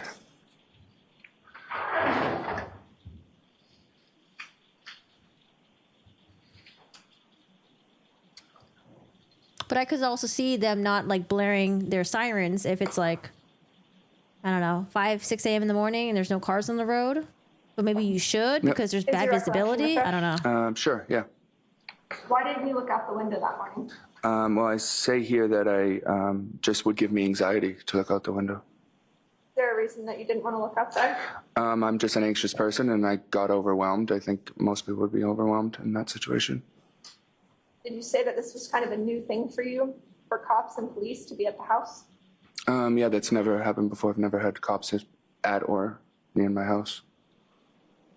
And it made you overwhelmed, correct? Yeah, I get overwhelmed easy, so. Mr. Albert, how many times did you discuss this case with members of your family before you spoke to the Massachusetts State Police on May 18th, 2023? Yeah, I feel like that would have been a great question for the defense or the prosecution to ask, like, hey, when you guys were driving down the ambulance, were you guys blaring your sirens? And if it's no, that's good for the state. If it's yes, that's good for the defense. I don't have an answer for that. I don't know how many times. Hundreds? We talk about it pretty decent. I mean, considering, yeah. What members of your family have you discussed this case with? My parents, my sister, occasionally my aunt, JJ, and Uncle Matt. Would you say it's been hundreds of conversations? Well, I guess you can, I mean, you'd have to split it up and quantify what conversations were about the actual case and what conversations have been the harassment we've faced since then. And all of these discussions took place with you and members of your family prior to your interview with the Massachusetts State Police, correct? And I wonder, when did the harassment begin? And no, we've talked since then. Continued to speak with them about this case Not, since your interview. Oh, God, I don't know what you mean by this case. This case meaning the actual case at hand or just the case about the harassment we faced? I'm talking about what happened on January 28th and January 29th. But there's really nothing to talk about those specifics, no, because we have nothing to say about that. We weren't part of it. Mr. Albert, you looked out the window multiple times on January 29th, correct? Twice, I think I said. You never heard any sort of commotion outside. No, You never heard screaming, yelling, or the screech of brakes in the front yard. no, You never saw a 220-pound man in dark clothes in the white snow on your front lawn. no, But you did see those tire tracks. I did. No further questions. I mean, John O'Keefe I think his shirt was it was like mostly gray, right? It was like light gray. And then I think the sleeves were the ones that were like of a darker color. Hey, Mr. Lally. Was he wearing jeans? No redirect, Your Honor. Oh, No redirect. next witness. All set? Hi, Mr. Albert, all set, sir. We're moving. Next witness. Who do we have? Caitlyn? Jen McCabe? Carrie Roberts? Right. Lally, your next witness, please. Yes, Your Honor. The Commonwealth to call Miss Caitlyn Albert to the stand. Oh, do we get to talk about the pictures now? Caitlyn Albert. Okay. And Caitlyn Albert is the older sister of Brian Albert's, but I don't know how old she is. All right. Time to update.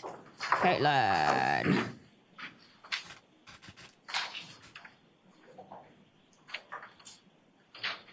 daughter.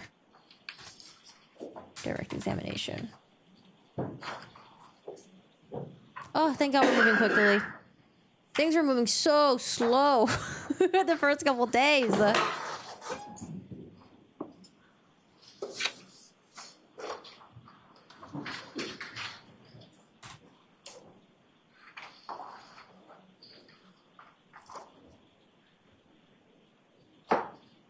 After Caitlyn Albert, that's it for the people that were living in the house. Oh, God, I hope we go to Jen McCabe soon. Or pathologist. Mr. Lally, why we haven't gone to the pathologist yet? Pathologist. Step right up here and just watch your step on me. Step right up. Face the clerk. Can you raise your right hand? Do you solemnly swear the evidence you give the court and jury in the case down here to be the truth, the whole truth, and nothing but the truth, so help you God? I do. Thank you. You may take the stand.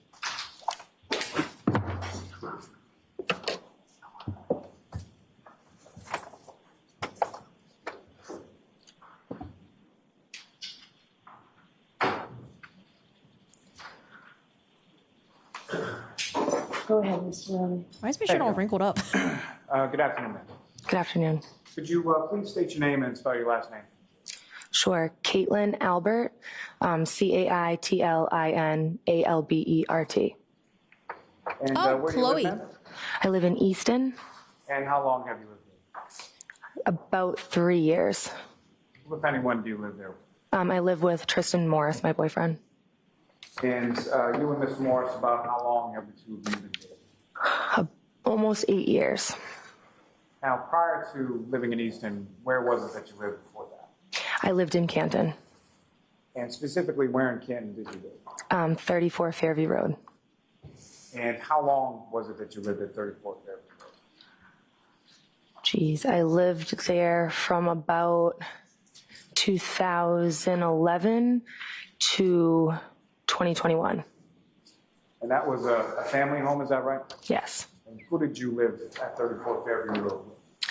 My mom, my dad, and my 4 siblings. And your mom's name is Nicole, is that Who's the other sibling? right? Yes.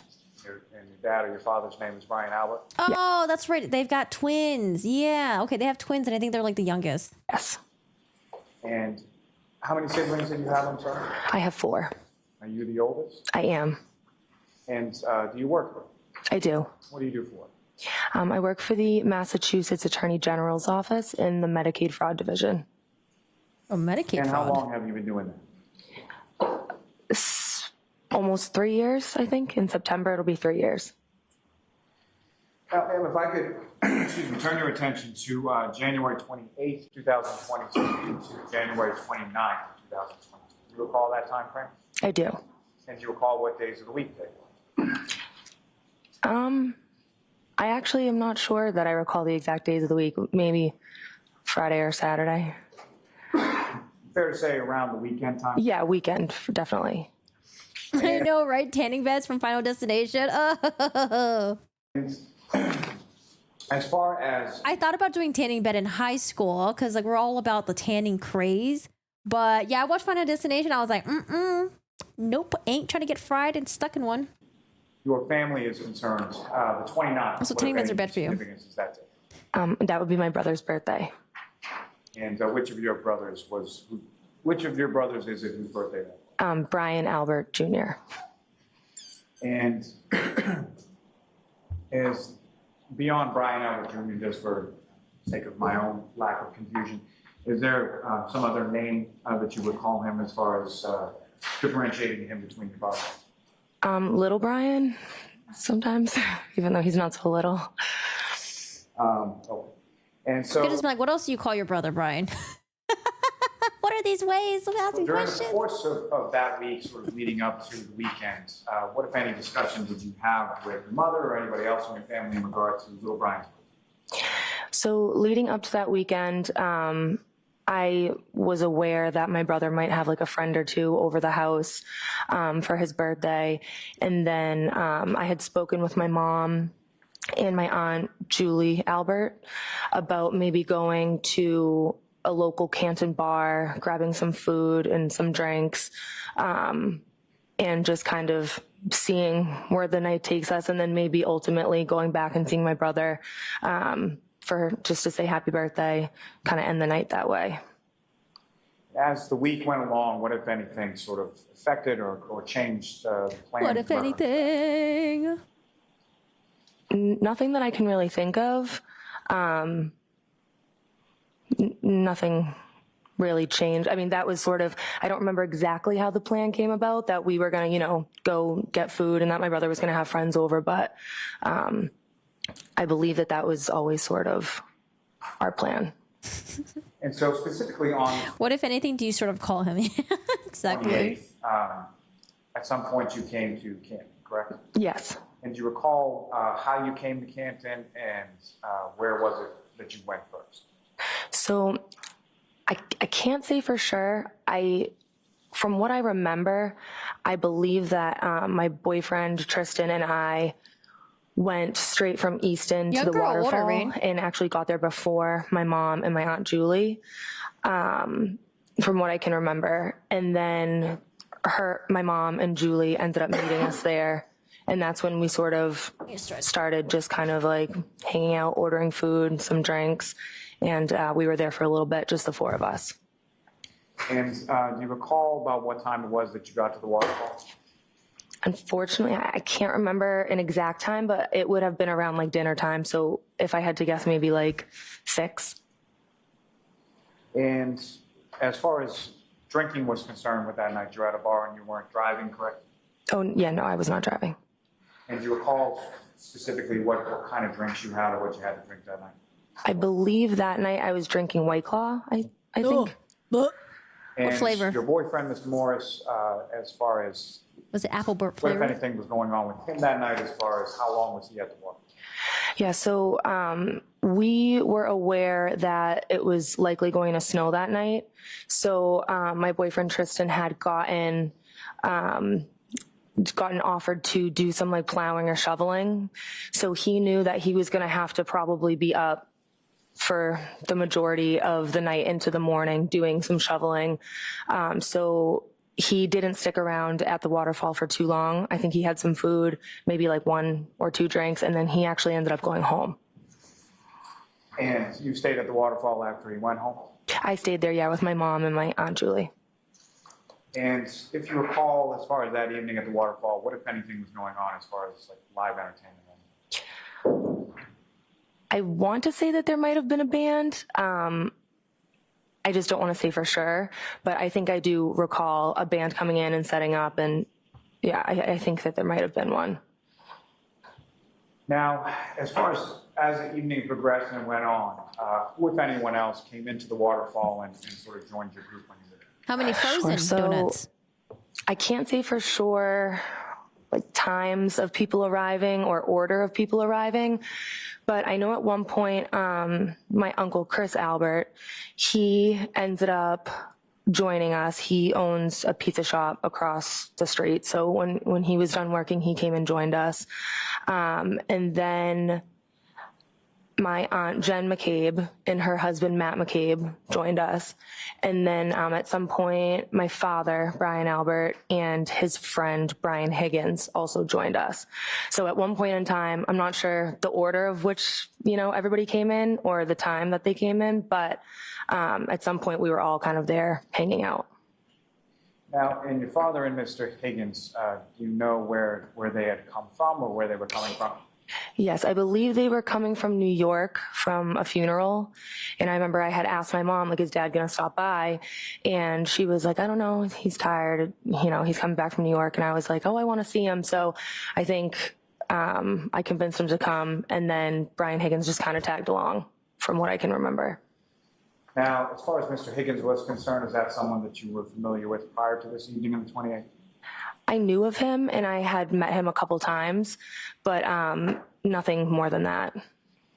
As far as you're aware, the house that you, for lack of a better term, grew up in or spent some formative years in, had Mr. Higgins ever been over to that house at 34 Fairview when you were there? Not that I know of. Why say it like that? House.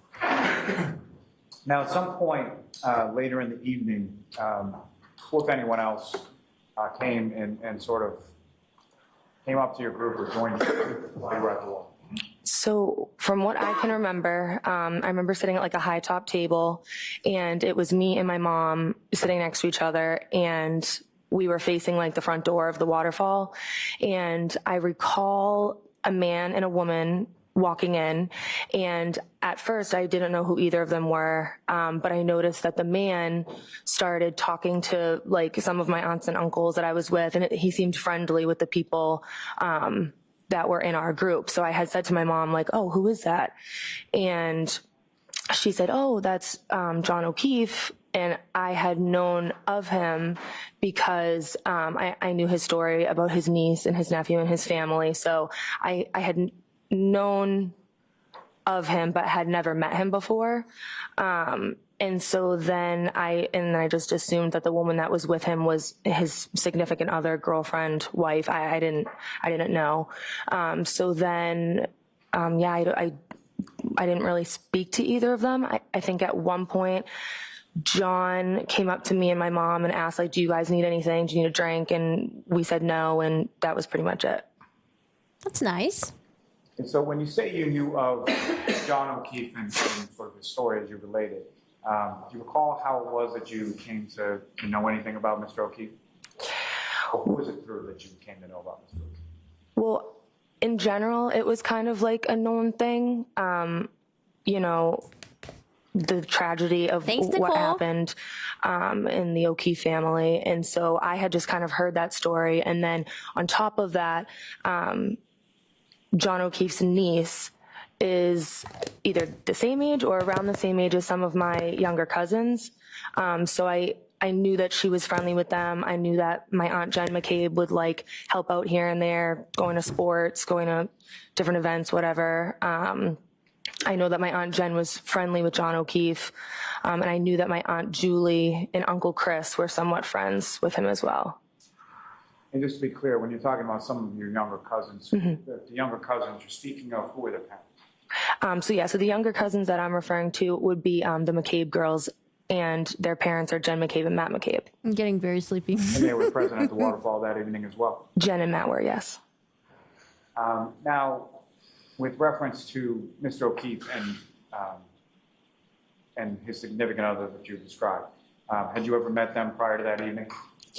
I had not to my knowledge. I wouldn't be surprised if there was maybe like a sporting event or something where we, met each other in passing, but I had never formally met John or the woman that he was with. And so on that evening on January 28th, you had never met nor were you aware of anybody by the name of Karen? No, I was not. Yeah, she's pretty. And if you know, about what time was it that they came into the waterfall and came over to you? I can't say for sure. I'm not sure a time. But fair to say, the other people that you testified about, as far as your uncles, your aunts, and things like that, were they all there at the time that Mr. O'Keefe and this group came in? I believe so. I believe that everyone who was there in the group that I was with was present when John O'Keefe and Karen Reed arrived. And about what time was it that things started to wind down as far as the waterfall was concerned? Again, I'm the worst with times, but I would say it was around like 12-ish that we kind of said, let's Yeah, if I was the O'Keefe family, I would be so lost right now. But I mean, they know of information of things before the trial happened. So maybe they're not lost. Well, I feel like we're fucking lost. kind of head out and head home. I would say 12-ish, approximately. Now, during the course of the time that you were at the waterfall, either before or after Mr. O'Keefe and Ms. Reed arrived, how would you describe sort of the mood or the demeanor of the group that you were with?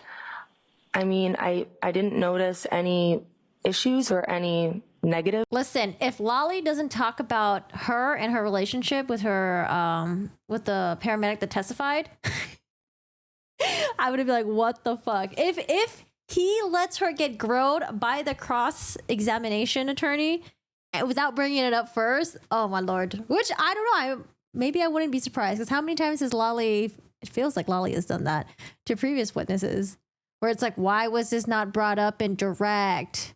Would have been much better. things happening. All Maybe the he learned. conversation seemed positive, lighthearted. Everyone was just kind of having a good time, getting along. I didn't notice anything out of the ordinary, really.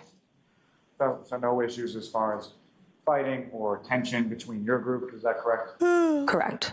And as far as you saw with regards to Mr. O'Keefe and Ms. Reed, no issues as far as fighting or tension that you observed between the two of them? Not that I observed, no. And when you, around 12-ish or so, when you started to leave, who was it that, how did you come to leave and who did you leave with? So I left with my mom and my dad. And again, I'm not sure the order of when like everybody else left. But I went with my mom and my dad back to 34 Fairview Road. And if you recall, who drove home from the waterfall to 34 Fairview? My dad. And about how long a drive is that from the waterfall to Fairview Road? I would say like 5 or 6 minutes, give or take. And when you arrived to the house at 34 Fairview, Shiro. do you recall where your father parked in relation to the house? From what I can remember, he parked in the driveway. The driveway. And if you Sure, know went about downstairs. how many other cars were in the driveway and when he parked? I'm not sure. I know there was at least like 1 or 2, but I can't say for sure. I just don't really remember how many were in the driveway at the time. I had like younger siblings in college at the time who would sometimes take some of the cars, so I just don't remember for sure. And if you know, essentially, within the driveway, there's a garage at the end of the driveway, is that correct? Yes. And there's a door on the left, door on the right, is that right? Yes. And do you recall whether or not your father pulled in the driveway on the left side or the right side in relation to those doors? I don't remember. And when you came into the house, do you remember how it was that you came from the vehicle to the house? Yes. From what I remember, I went in the front door. So I would have gotten out and walked on the brick path over to the front door area, walked up the steps, and then walked through the door that enters into like a foyer area. So not the side door? And just to be clear, sort of when you walk into that front door with the foyer area, what if anything's right in front? So when I first walked in, I actually had seen my cousin Colin. He was standing in the foyer area. And I remember I said to him like, "Oh, hi, what are you doing?" Next question. Not what you said to me. Taking you back to sort of when you're exiting the waterfall and when you're exiting your parents' vehicle and walking in the house, what, if anything, did you observe as far as the weather at that point? I remember at that point, snow was definitely coming down, and I could tell that it was like progressively getting worse. And so you walk into the home in the front foyer area, that's where you run into your cousin Colin? Yes. How is Colin related to you as far as, how is he your cousin? So Colin is Julie Albert and Chris Albert's son. So he's my first cousin. Let's ask the same things over and over again. When you walk in, you sort of bump into him. Where was it that he was? He told me that he was headed. Not what he told you. Where was he going? To my knowledge, he was going home. Next question. Next question. From the time that you walked in and bumped into Colin sort of in the foyer of the home, how long was it that he was in the home while you were there? I would say No, how long was he in the home when you were there? minutes. And from your group, this includes yourself, your mother, your father, is that correct? Sorry, what was that? From your group, when you enter the home, that includes you, your mother, and your father. Yes. This kid's makes me hungry? Or what?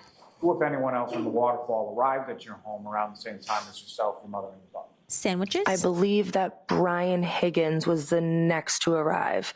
I think he very shortly after came inside, after myself, my mom and dad. And so when Mr. Higgins comes into the house at 34 Fairview, are you already in the house? I was already inside, yes. And so do you have any idea what Mr. Higgins was driving that evening or where he parked it? I do not. And then once you come into the house, when you come into the house, where is it within the home that you go? So I walked in through the foyer, and then I took a right turn, which leads into like the dining room area. And that's where my brother Brian and two of his friends were just sitting around the dining room table. So I said happy birthday to him and was just kind of hanging out in there for a little bit. Chocolate And the mousse. friends that you observed in that sort of Chocolate kitchen mouse. dining area, the friends of your brother Brian, little Brian, what were their names? Sarah Levinson and Julie Nagel. And were those people that you were familiar with prior to this evening in January 28th? Yes. Familiar with them as their friends of your little brother? Yes, exactly. And with regard to the house, after yourself, your mother, and your father arrived, and Mr. Higgins after that, who, if anyone else, from the waterfall came to the house that you saw? My Aunt Jen and my Uncle Matt McCabe. And when your Aunt Jen and your Uncle Matt McCabe arrived, where was Colin? Colin had left by then. Objection. I'm going to allow it. And when Mr. and Mrs. or your uncle and your Aunt McCabe come in, where is it that they go with them? I believe they did a similar thing. They either entered through the dining room or through the kitchen area, but the dining room and the kitchen are like open floor, kind of all the same room. So we were just all kind of hanging out in that area. And if you know about how long a period of time were you at your parents' house on Fairview Road that evening? I would say an hour 45. Latest, she left. Latest 2 hours. She left with her boyfriend. Her boyfriend picked her up. Around like an hour and a half, an hour 45. But yeah, I can't say for sure. It's an estimate. And for the balance of the time that you were there, were you in that same sort of kitchen dining room area? Yes. And what is it that you were doing as far as you and the group doing in that area of the house? We were just kind of hanging out. I remember. You know how the jury went to go look at the house in the daytime? I feel like they need to go during the nighttime. Because remember, they mentioned that there were no street lamps where John's body was found, but were there street lamps across? Were there some in front of the other side of the Albert family home? Because when you're, let's say, for example, assuming maybe some of the people who left the house, when they left the house, maybe they would have driven past John's body. How's the visibility when it's dark? That my mom had grabbed like a small speaker and put some music on. We had a couple drinks and everyone was just kind of like having a good time, hanging out. We said happy birthday to Brian and that was kind of it. And Ms. Albert, at any point in time when you were well, let me ask you this first. As far as the sort of demeanor or mood within the house, similar to how I'd asked you at the waterfall, did any of that change once you returned back to your parents' house at Fairview Road? No. So everyone getting along, no arguments, no tension, anything you observed? Correct, yeah. Now, beyond the people that you just described, did anyone else come into your house, or into your parents' house that evening while you were there? No. And specifically, Mr. O'Keefe and or his significant other, Ms. Reed, at any point in time while you were there, did they come into your house? No, neither of them ever came into the home. Now, with regard to the people that you were describing before, at any point in time, did the people in the kitchen dining room area, any of them leave that area of the house? I think when my mom, my dad, and I first got there, I believe my dad went upstairs to grab the dog to let her out.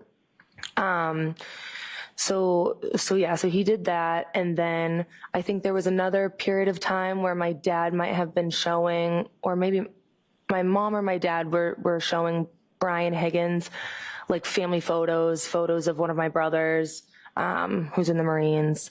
So and that would have been in like the family room area, which still is like, there's an open doorway, so it's not like the door was shut or anything. But other than that, we all kind of stayed within that dining room, kitchen vicinity. Now, with reference to the dog, that was a family dog, is that right? Yes. And your family had the dog when you still lived on Fairview Road with your parents? Yes. And what was the dog's name? Chloe. And with respect to letting the dog out, can you describe to the jury sort of what that process entailed? Was it on a leash, or how would the dog be let out? Sure. So we had like a fenced in backyard and we had a back door. So we would just kind of open the back door, let her out. She would kind of do her thing and then she would come back in when she was done. And your father took care of that when you got home from the waterfall that evening? Yes. In the family room that you were talking about, where your father and or your mother and Mr. Higgins were, as far as the photographs, where is that in relation to the dining room kitchen area, and specifically, can you see into that area from the dining room kitchen? Into the family room? Yes. So there's just sort of like it's like a doorway, but there's no door there. It's pretty open. And if you're standing in the dining room or the kitchen, you can see into the family room for the most part. Now, you at that point were just like a hallway? living at the address on Fairview Road, is that right? Correct. And as far as the people that were at the house who did not live at the Fairview home on that night, who was the last person to leave? I was the last person to leave. And prior to your departure from the house, sometime hour 45 or so after you got there, can you describe the order in which the other people that you just described were there? Also, when you left the house, did you guys make a left turn or a right turn? What order did those be? I don't remember the order in which everybody left, but I do remember that Sarah Levinson, Julie Nagel, my Aunt Jen, and my Uncle Matt, they all left in one car, and then Brian Higgins left. But I just don't remember the order in which it was probably within like a couple minutes of each other, but I just don't remember exactly who left first.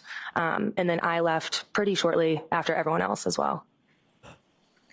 Now, during the time that you were hanging out in that dining room kitchen area of the home, at any point in time was your attention drawn to the outside of the house? Did you hear anything, see anything outside the house? I did not. And with respect to the front area of the house, at any point in time, was there any discussion that you recall about anything going on in that area?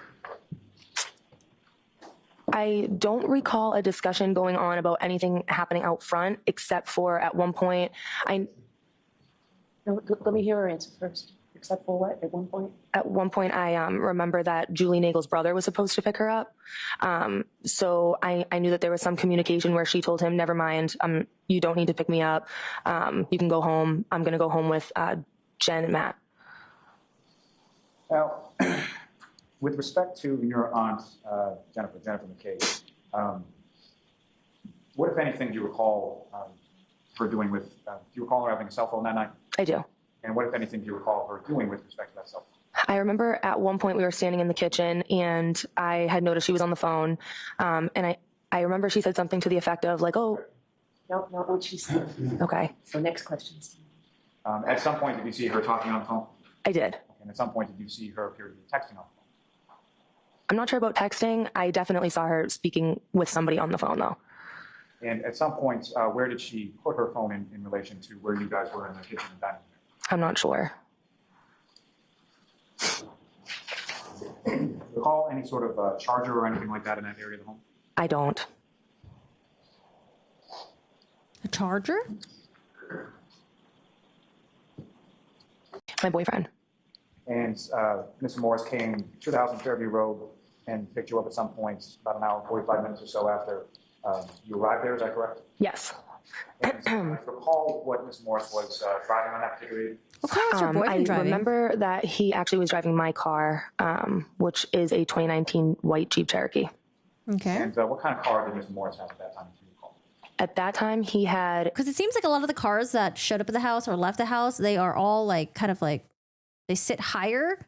So you have like a pretty better, like a better, higher view of the road.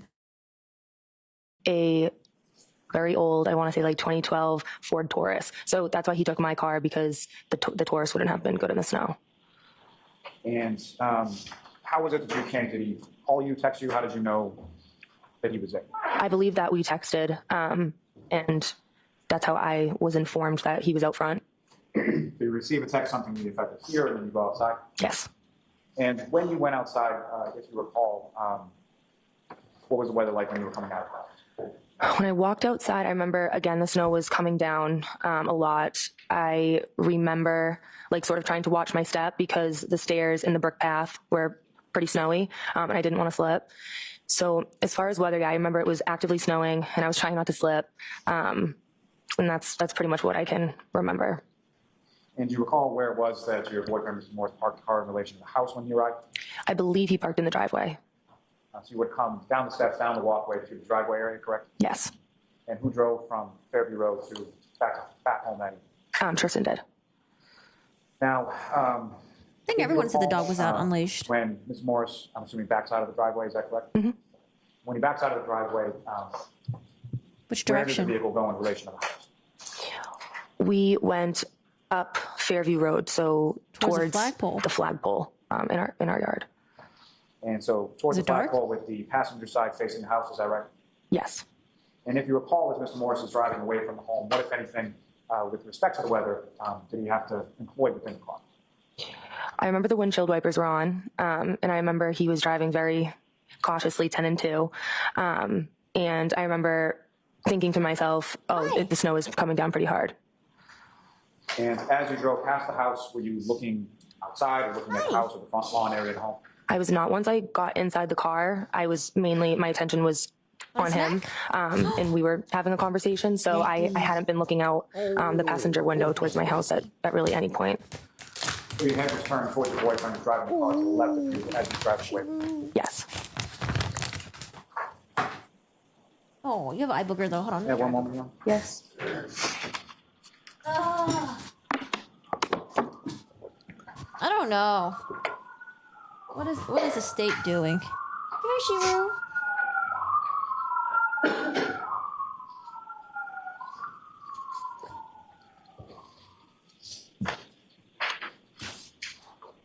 I'm so glad I'm not the jury. It would drive me nuts to not be able to talk about this case with anyone. Nothing further wrong. Mr. Unity? Clean your eyes, baby. You clean your eye boogers. Good afternoon. Good afternoon. So, Ms. Albert, you were No, calm. at your parents' home on January 29th by midnight or shortly thereafter, correct? Correct.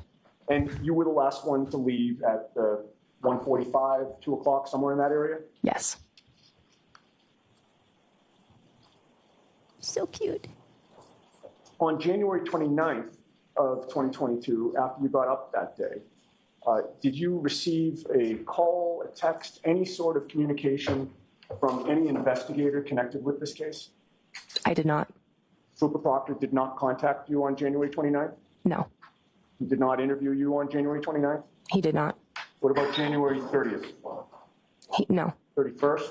Nope. How about the entire month of February? Did you hear from Trooper Proctor wherein he set up a meeting or an interview with you? I did not. Then what about the entire rest of 2022? Objection, did Your Trooper Honor. Proctor interview you during that entire year? What happened to the So the objection? objection's overruled. You can answer that. Okay. I was not interviewed. No. No. And then in 2023, prior to May of 2023, were you contacted by Trooper Proctor or any investigator for an interview regarding what you just testified to here today? I don't think so.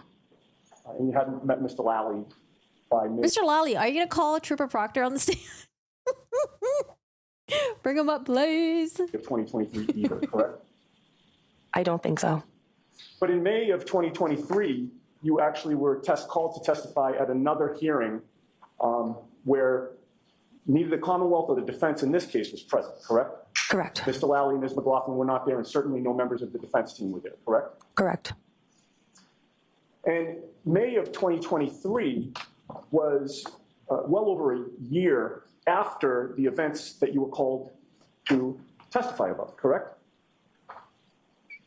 Correct. Right? So if these events happened on January 28th and 29th of 2022, the end of January of 2023 would have been a year. And now you're being asked for the first time to give testimony about what happened back in January of 2022 in May of 2023, correct? Yes. And then it was only after you testified for that other proceeding without the prosecution and the defense of this case there that Trooper Proctor finally interviewed you in August of 2023, correct? That's correct. And that was 4 months after you testified in that other hearing of May of 2023, correct? June, July, I'm sorry. What? Wait, Proctor interviewed her for the first time after she testified? 3 months, June, July, August, correct? Correct. And it was about a year and a half after January 29th of 2022, correct? I believe so. All right. Now, Did I hear that on right? direct examination, Mr. Lally had asked you about whether you knew Brian Higgins. Do you remember that line of questioning? I do. And I believe you testified that you knew of Higgins, correct? Yes. And you thought that you had met him a couple of times, correct? Yes. So Brian Higgins, you would classify as an acquaintance, correct? To me, Yes. I would classify him as a friend of my father's, not really an acquaintance or friend of mine. Okay. So he didn't rise to the level of an acquaintance, somebody who you met, but you didn't really know. I'm not really sure how I would categorize my relationship with him. Again, it was just more of like, he was my father's friend. If I had seen him walking down the street, I would have said hello to him. I don't know anything about his personal life. I don't like communicate with him regularly. So Yuck, I have a splinter. Hold on a second. Let me get a thing real quick. Hi, Wayne. How are you? Ew, it's like a splinter shoved up my nail. Ugh. How did I miss this? I mean, if that's what you would consider an acquaintance, then yes. I guess I would ask, what do you consider an acquaintance? How would you define that term?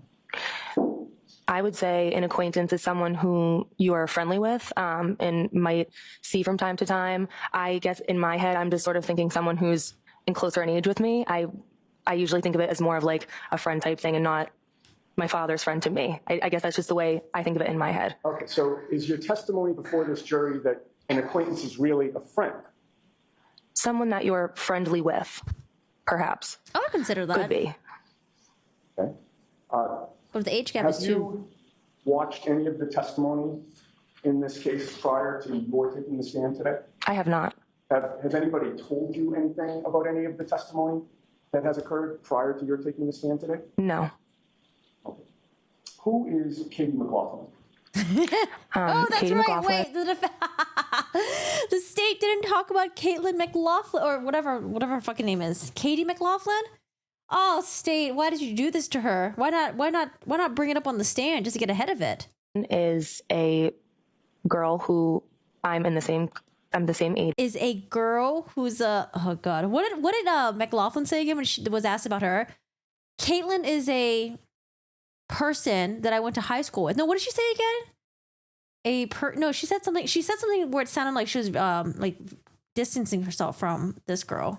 As we went to high school together, we graduated the same year, and we have a couple mutual friends. We interact with some of the same people socially. I can't think of a time, possibly ever, where her and I ever hung out one-on-one or individually. So more of like a friend of a mutual friend. Okay. So, Kate, you would not consider Katie McLaughlin to be a friend? She's not a close personal friend of mine. Bye, Rain. Personal friend. Objection. Just let her finish her answer. I'm sorry. Go ahead. Finish your answer. I would not consider her one of my, again, close friends. All right. So let's get back to my question. Would you consider her to be a friend? Objection. I'll allow that. Your Honor, may we approach? Hey, jurors, feel free to stand up and stretch. Oh yes, stand up and stretch. Let's go.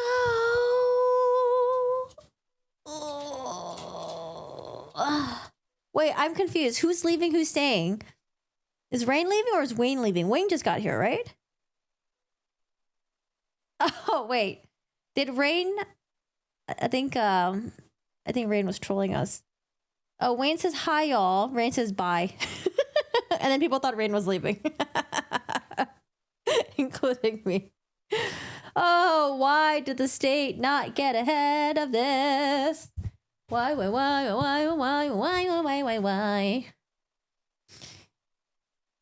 Facebook friend. I mean, I think there could be a good explanation. It could just be like, yeah, you know, we have pictures together. We're in the same like social circles, but I'm not really friends with her. Right?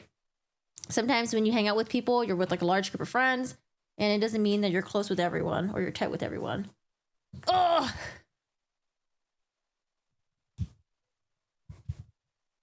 Snapchat friend. Snapchat friend might be that might be a different type of friend. That might be like a friends with benefit. Who's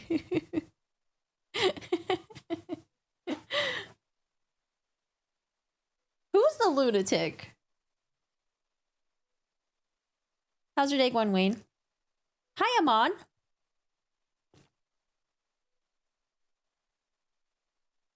Let's go back to the witness list. Okay. No, it's loading again. I don't know. This website hates me. This website does not like me. Oh, let me change this. Cross examination. Sorry, I'm falling asleep over here. I thought the Caitlyn Albert examination or testimony would be more exciting. It's whatever's. Okay, so who do we look forward to? We look forward to hearing from Jen McCabe, who was with Karen Reed when John was found, and Carrie Roberts, who was also with Jen McCabe and Karen Reed. Who else is there? Who else is there? Man, I don't know how people can sit on those benches for that long. I wouldn't be able to be in the courtroom. It's like, it looks, I don't know, very uncomfortable. I would have issues with my back, my butt, my shoulders, and all that. Okay, so Caitlyn Albert, daughter cross-examination. Let me pin this message.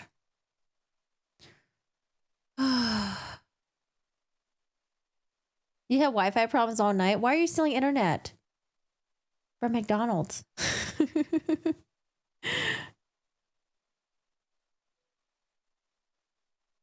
Hello, Cakes. How are you doing today? How's it going? How are you? Can't with this lady? I mean, Caitlyn's been fine on the stand so far. I have no issues with her. She's been fine. She's asking the questions as they're coming. But I don't know, I'm not really getting anything answered. Like, the dying questions that we have, they're not really getting answered. Good, but I should be on my last shift now. I blagged out. I made an excuse to finish early because I can't be arsed. Lol. Oh, Karen Reed's parents, right here. Mr. and Mrs. Reed. Does she have a sister? Does she have any siblings? Ms. Albert, you know Courtney Proctor, correct? I know of her, yes. And you've been in her company several times, correct? Yes. Oh, did the defense lose that one and they're not about to go more details about the paramedic McLaughlin? Her children, correct? Once, yes. And you know she is Michael Proctor's sister, correct? Yes. When Michael Proctor ultimately interviewed you in August of 2023, did he ever ask you how well you knew his sister, Courtney Proctor? Did that subject ever come up? Not that I remember. And did you ever mention it to him that you had met his sister and met his sister's kids? I did not. Now, on January 28th of 2022, you went to the waterfall with your boyfriend, Tristan Morris, correct? Yes. And ultimately, he left and you stayed, correct? Yes. The reason that you stayed is you wanted to go back to the 34 Fairview, your old home, to be there by midnight when your brother was turning 23, correct? Not necessarily. My plan was always to stay and just spend some time with my mom and my aunt. But Tristan left very early because he knew that he was going to have to be up at 3 o'clock in the morning shoveling or plowing. So my plan was never to go back with him. But it wasn't necessarily because it was my brother's birthday. It was just what my plan was for the night. Certainly the fact that it was your brother's birthday didn't deter you from going back there, right? In other words, the fact that it was your brother's birthday didn't cause you to hesitate to go back. You wanted to be there, right?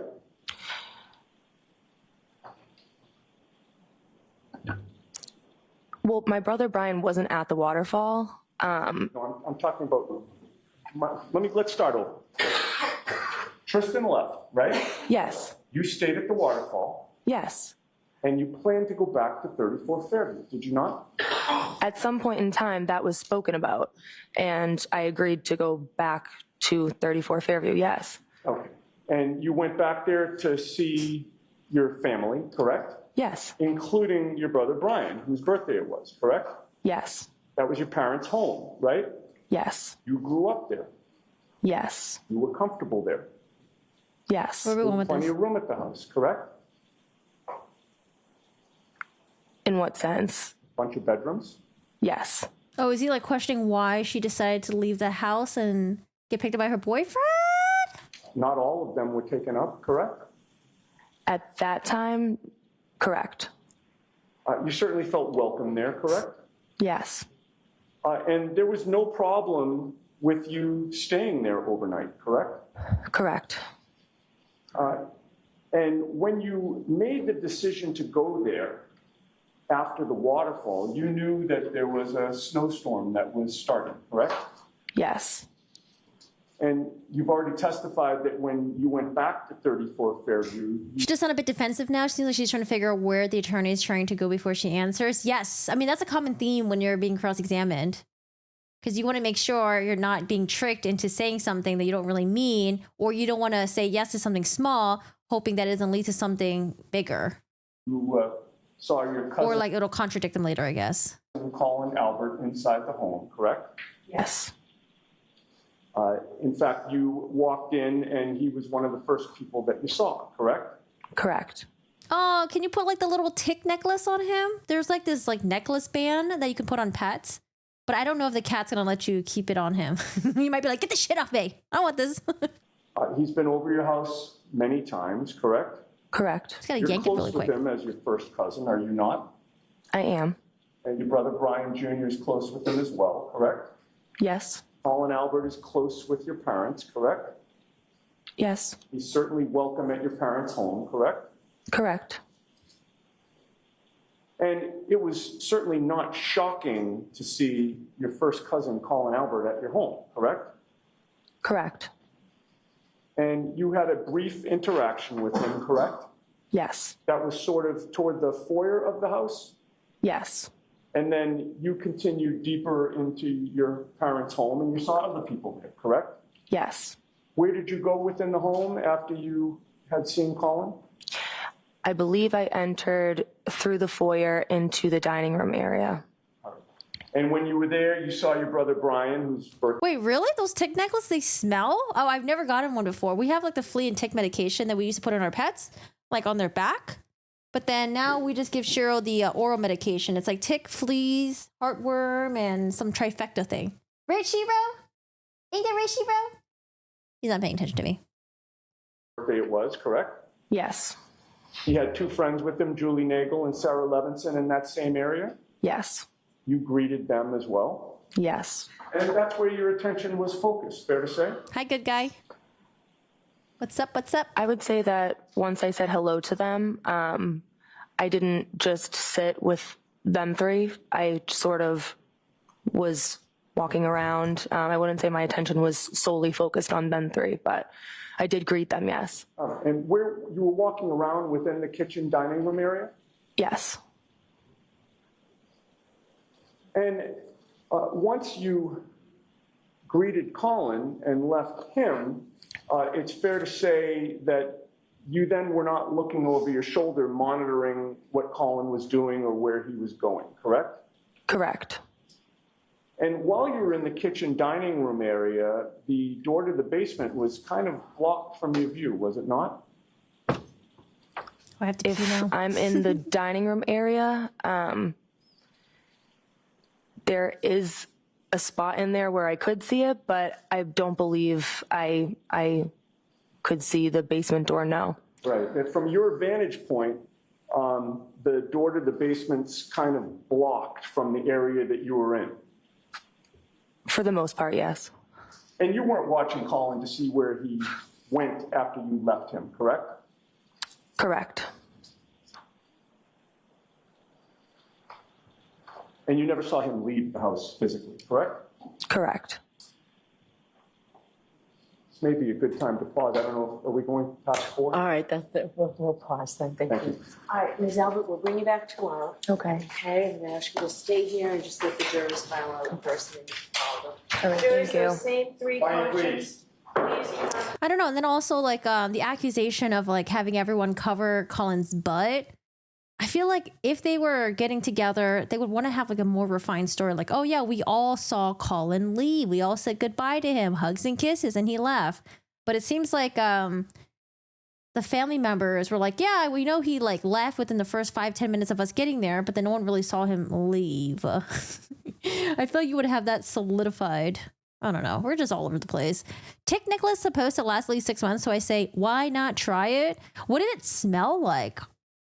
Also, I can't wait to take a nap. Oh my God, I hate naps, but I'm definitely taking a nap. I'm so fucking tired. Or maybe today it was just a kind of like, after the cross-examination of Brian Albert, it just got. Discuss this case with anyone. Don't do any independent research or Anything investigation naughty. into this case. If you happen to see, hear, or read anything about this case, please disregard it and let us know. Tomorrow's a half day. We'll see you tomorrow. Tomorrow's a half day. Yay! Judge Pauline is next. Oh man, I wish I knew who was going tomorrow. Who's testifying tomorrow? Who we calling on the stand tomorrow?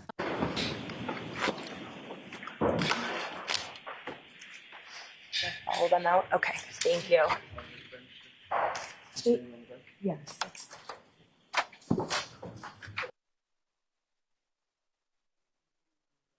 All right, y'all. I don't even.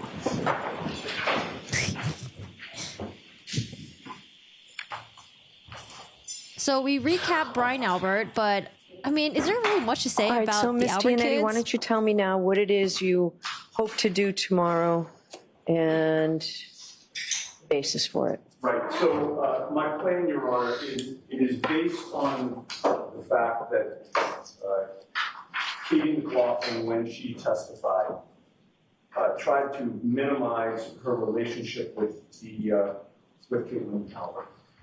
The reason why that's relevant is that we have proof that she has changed her story after she learned that 34 Fairview was the Albert family home. Okay. She was on record with Trooper Proctor stating that, this is Katie McLaughlin, stating that what she heard my client say, she actually overheard. She heard my client addressing Jennifer McCabe on scene in a hysterical manner saying, allegedly, I hit him, I hit him, I hit him. And that evolved in this case to a multi-part conversation with many different people, including starting with Katie McLaughlin saying, was there any trauma? And my client supposedly responded, I hit him.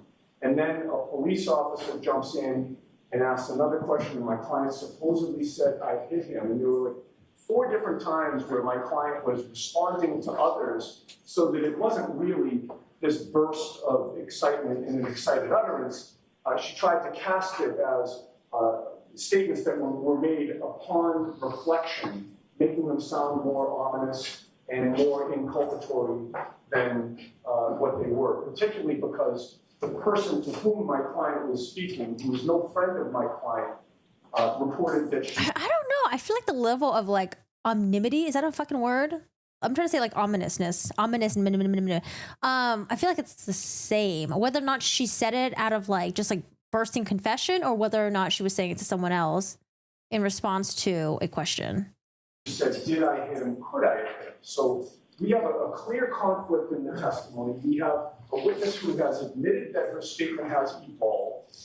And she's admitted that her statement evolved after she learned the identity of the house that she was at, which happens to be the house that Caitlyn Albert grew up in. When she was confronted with, who is Caitlyn Albert, when Mr. Jackson asked Katie McLaughlin who Caitlyn Albert was, there was a long pause, and then she was and then even the way she phrased it was, I think, telling. I went to school with somebody by That's what she said. Yeah, I went to school with someone named Caitlyn Albert. that name. It was something to that effect. It just sounded ridiculous. It sounded like it was somebody that she's trying to remember. But I don't know if she paused that long, though. Did she pause that long? I don't remember. At that point, we had 4 photos that we marked for ID, H, I, J, and K. Pictures, where we have pictures. them together. We have them being Facebook friends. We have a nature of the relationship that she tried to conceal in our view. Since that time, we've been deluged by other photos of the two of them together, including one, intimate photo of them, the 4 of them. I'm sorry, when I say the 4 of them, I mean Caitlyn Albert, her 2 college roommates, and the only person who's not a college roommate in that photo is Katie McLaughlin. Katie McLaughlin also said that she never went on anything other than occasional day trips with Caitlyn Albert. We now know that that's false. We have them together in a hot tub drinking in a photo that is from Maine, which is about a 4-hour drive away. When is That that? was, it was posted in 2016, which is another. But when did it occur? Did it occur in 2016, or was it posted in 2016? It was posted in 2016. I think the information that's when it was a new photo that was uploaded. So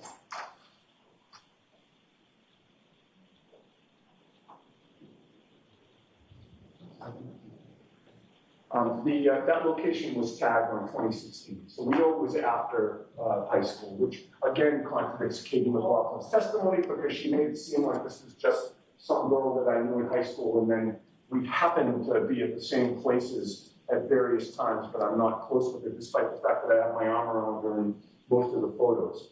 The other aspect of this, I want to see the pictures. Your Honor, is that she said that she had not, Katie McLaughlin testified she had not seen Caitlyn Albert for, I think, 2 or 3 years prior I remember to that. January of 2022. What? We have Baby shower? a baby shower photo that is from June of 2021. They are standing next to each other. Do you have someone to authenticate that date?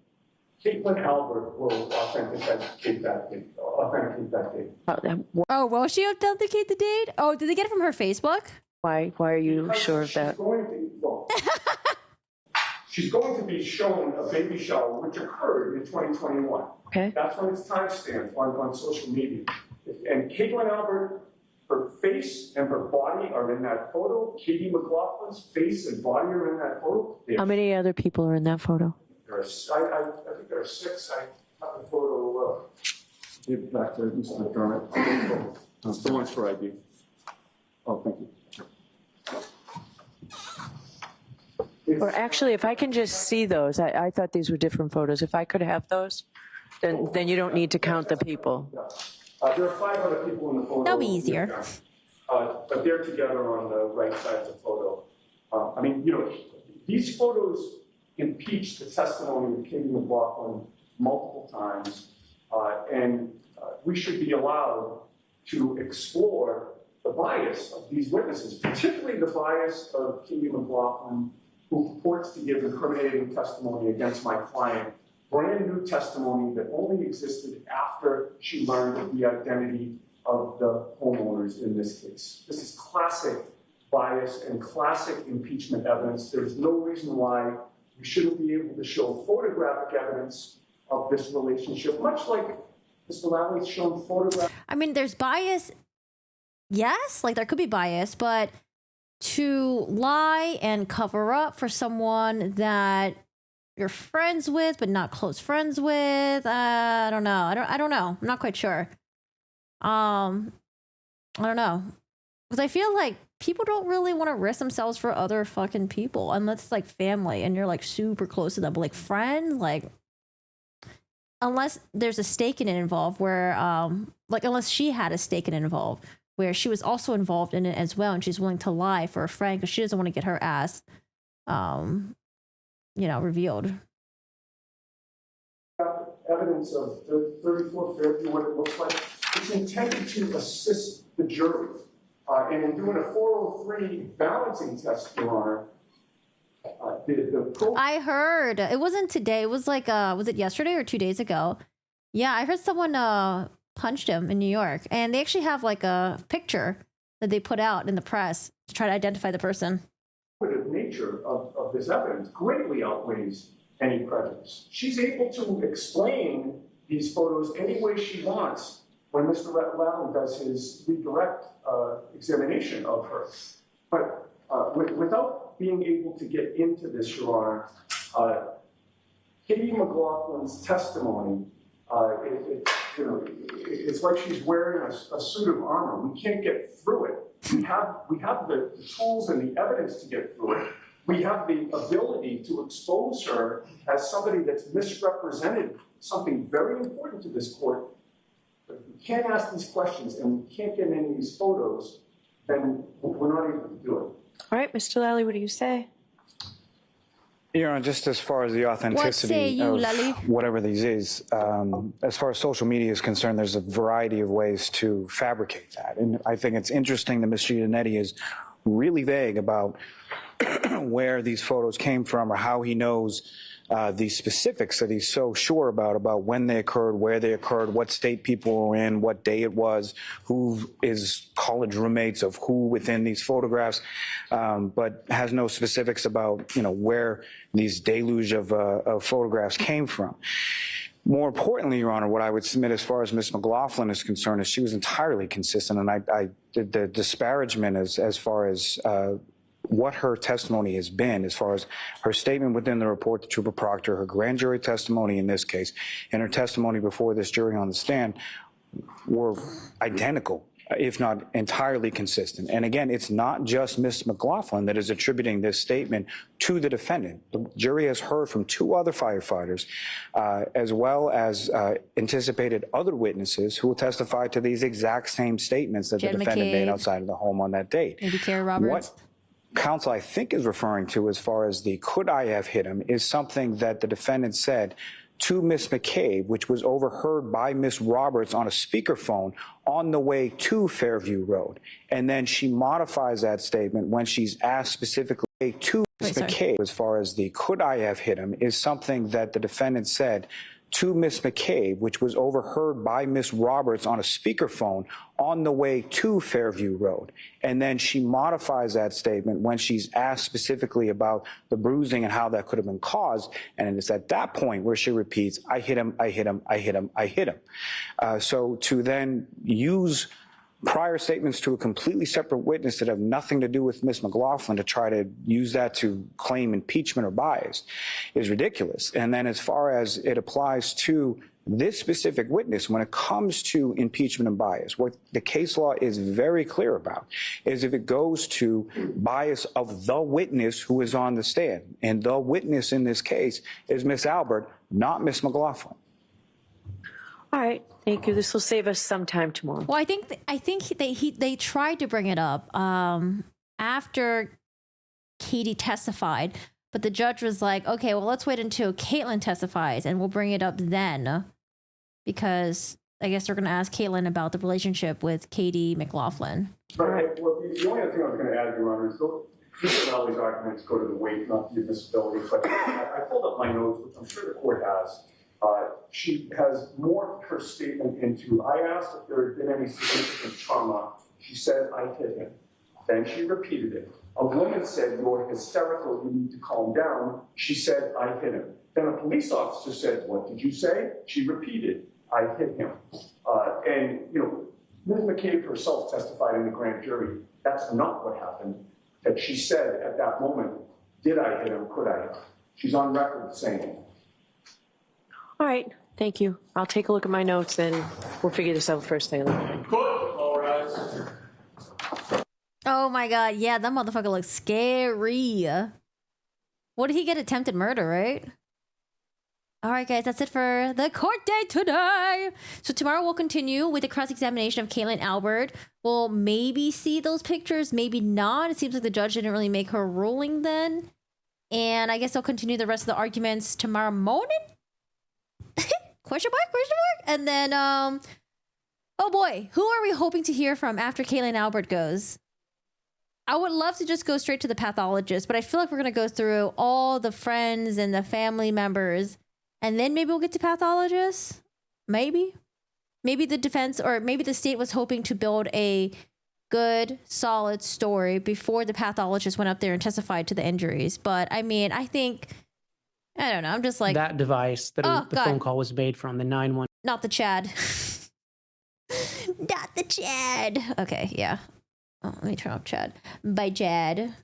All right, so what do we get so far with the Albert kids? I don't know. Not much. They didn't really answer any of the dying questions I had. It seems like Brian Albert Jr., the son, was 23 at the time. He looked out the window.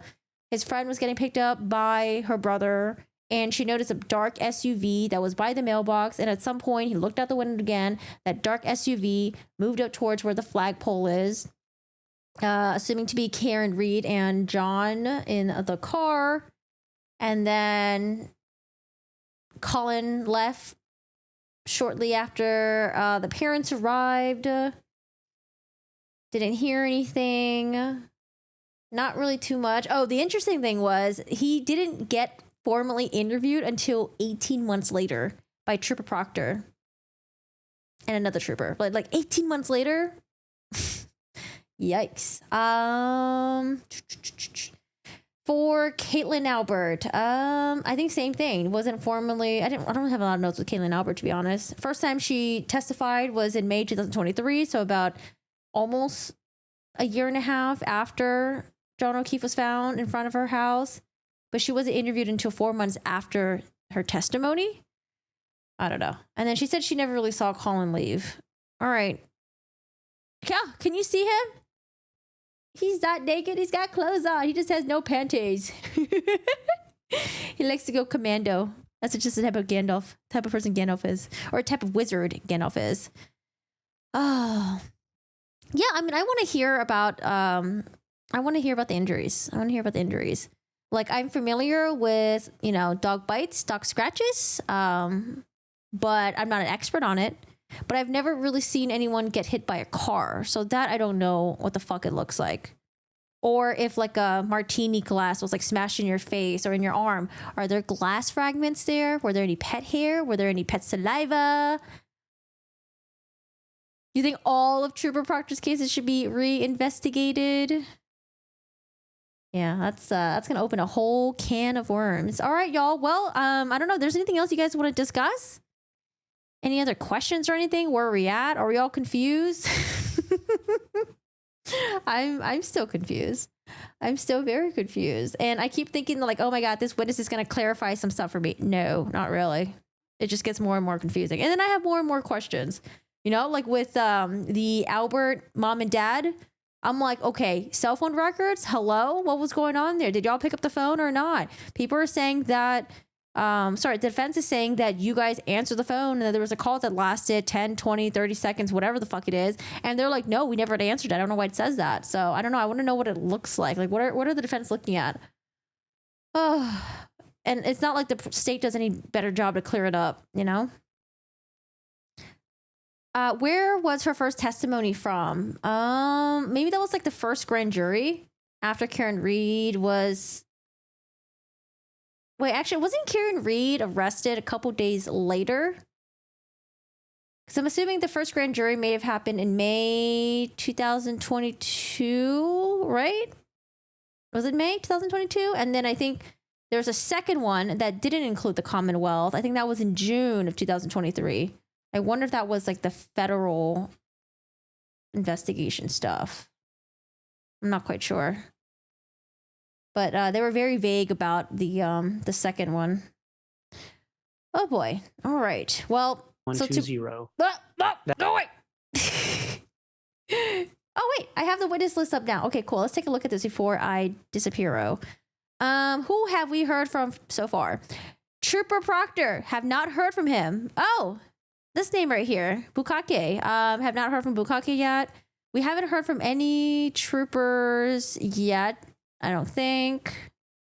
We've heard of some of these officers. Sarah, if I recognize, I think Mulaney, Good, Lang, Gallagher, Ray, I recognize. I think Kevin, I recognize. I don't remember. Oh, these are the rest of the troopers. I don't recognize them. I don't think they went. Gallerano, I don't recognize. These other troopers don't recognize. The captain don't recognize. Civilian witnesses. Heather Maxon, no idea who that is. Anthony Flametti. Oh, are these oh, finally. Office of the Chief Medical Examiner. Oh, we have 2 experts on that? Yes. Can we not? Why didn't we call them after law enforcement and paramedic? We heard from Nuttall. Yeah, so this is the fire department. We heard from Walsh, I think, Kelly, Woodbury, McLaughlin, Becker. I don't remember. Okay, so here's what we got from the McCabe family. So we have Jennifer McCabe. Can't wait to hear from her. Her husband. Do we need to hear from her husband? Do we need to hear from her daughter? Carrie Roberts, I want to hear. Kurt Roberts. I think he testified already, right? Kurt Roberts? Did he testify? I don't know why. I feel like, did he testify? Paul O'Keefe, Aaron O'Keefe. We heard from them. Juvenile with initials KF and PF. Oh, are these John O'Keefe's niece and nephew, maybe? We heard from Cameranos. Brian Higgins, have not heard from him yet. Oh, he's in Sandwich. Albert's heard of. Don't know who this is. Oh, UC Davis Veterinary Lab. Is that going to be an expert who's going to testify about bite marks and scratches? Or did they use UC Davis Veterinary Lab to rehome the dog or something? I don't know. Julie Albert, heard from her. Chris Albert, heard from her. Colin Albert, have not heard from him, but we look forward to that. Ryan Nagel, apparently the defense said that he has testimony that will show that that Karen Reed is innocent. Tristan Morris, oh, that's Caitlyn Albert's boyfriend. I don't think we need to hear from Tristan Morris, do we? I don't know. There are some witnesses where I'm like, do we really need to hear from them? All right, Police Crime Lab. Can't wait to hear from the Police Crime Lab and what they thought about the red cups in the baggie. All right, defense witness list. Let's look through the defense witness list. So we have Brian, Caitlyn, all the Alberts. We know that. I don't know who some of these people are. Some police department. Curran, I don't know who that family, I don't know who those family members are. I don't recognize Colaquithas, they already went. UC Davis Veterinary Lab, I think they were on the state's witness list. Elizabeth Proctor, is that Trooper Proctor's wife? Oh, Lopalato, I don't know if they're going to testify. They're the ones that were trying to file a police report on the Albert family. Courtney Proctor, oh no, I think Courtney Proctor is the Albert wife, right? Or the sister? Shit, I don't know. Oh, yeah, I did want to watch the Ruby Frankie police search video. I'm so tired, though. Maybe tomorrow, since we have a half day. Maybe tomorrow. So I think tomorrow, I don't know if I'm going to watch it live tomorrow, honestly. I don't know if I don't know. Should I watch it live tomorrow? Maybe. I'll think about watching it live tomorrow. I wish I knew who was going exactly. The reason why I want to watch today live is because I wanted to see the cross-examination of Brian Albert. But tomorrow, I mean, right now we're in the middle of Caitlyn Albert's cross-examination. I'm kind of like, whatever. But it depends on who goes after her. So I don't know. Maybe we'll do it live tomorrow. Maybe not. We'll see. But other than that, yeah, maybe if when I stream tomorrow, maybe we'll watch the Ruby Frankie police search video. Do you know how long it is? The police search video? I think they went in there pretty quickly, right? I know that within less than 5 minutes, they determined there were no children in the house. But then they spent some time just kind of like looking around the area and just checking it out to see if there's like anything else that they should look into while they're searching the house. Yeah, so that footage was released about a week ago. Check out the movie Best in Show. It's supposed to rain tomorrow. Good day for watching Corgi. All right, y'all. Well, thank you so much for hanging out with me. If you guys missed the cross-examination of Brian Albert, I'll have that posted on the YouTube channel. Other than that, I'm gonna end my stream. Hello, Palermo. How's it going? I'm gonna end my stream, but it was nice hanging out with y'all. I hope you guys have a good one. Take care. Feel free to join the Discord. Discord with a true crime section. Feel free to discuss anything about this case or any other true crime stuff or any cases you want me to take a look at. I was actually in the middle of looking at the Mika Miller case. I was watching this video about that because I keep hearing it. There's corgis in there. Oh, so cute, so cute. Just because they're on the wrongs list doesn't mean they'll be called. Yeah, just because you're on the witness list doesn't mean they'll call you. Your name will be on there, but you know, they might not. They might get to you. They might not, right? You just gotta wait. All right, y'all. I hope you guys have a good one. Take care. Thanks for hanging out with me today, and I'll see you guys later. We'll have the cross-examination posted on our YouTube channel. Bye, y'all. See you later.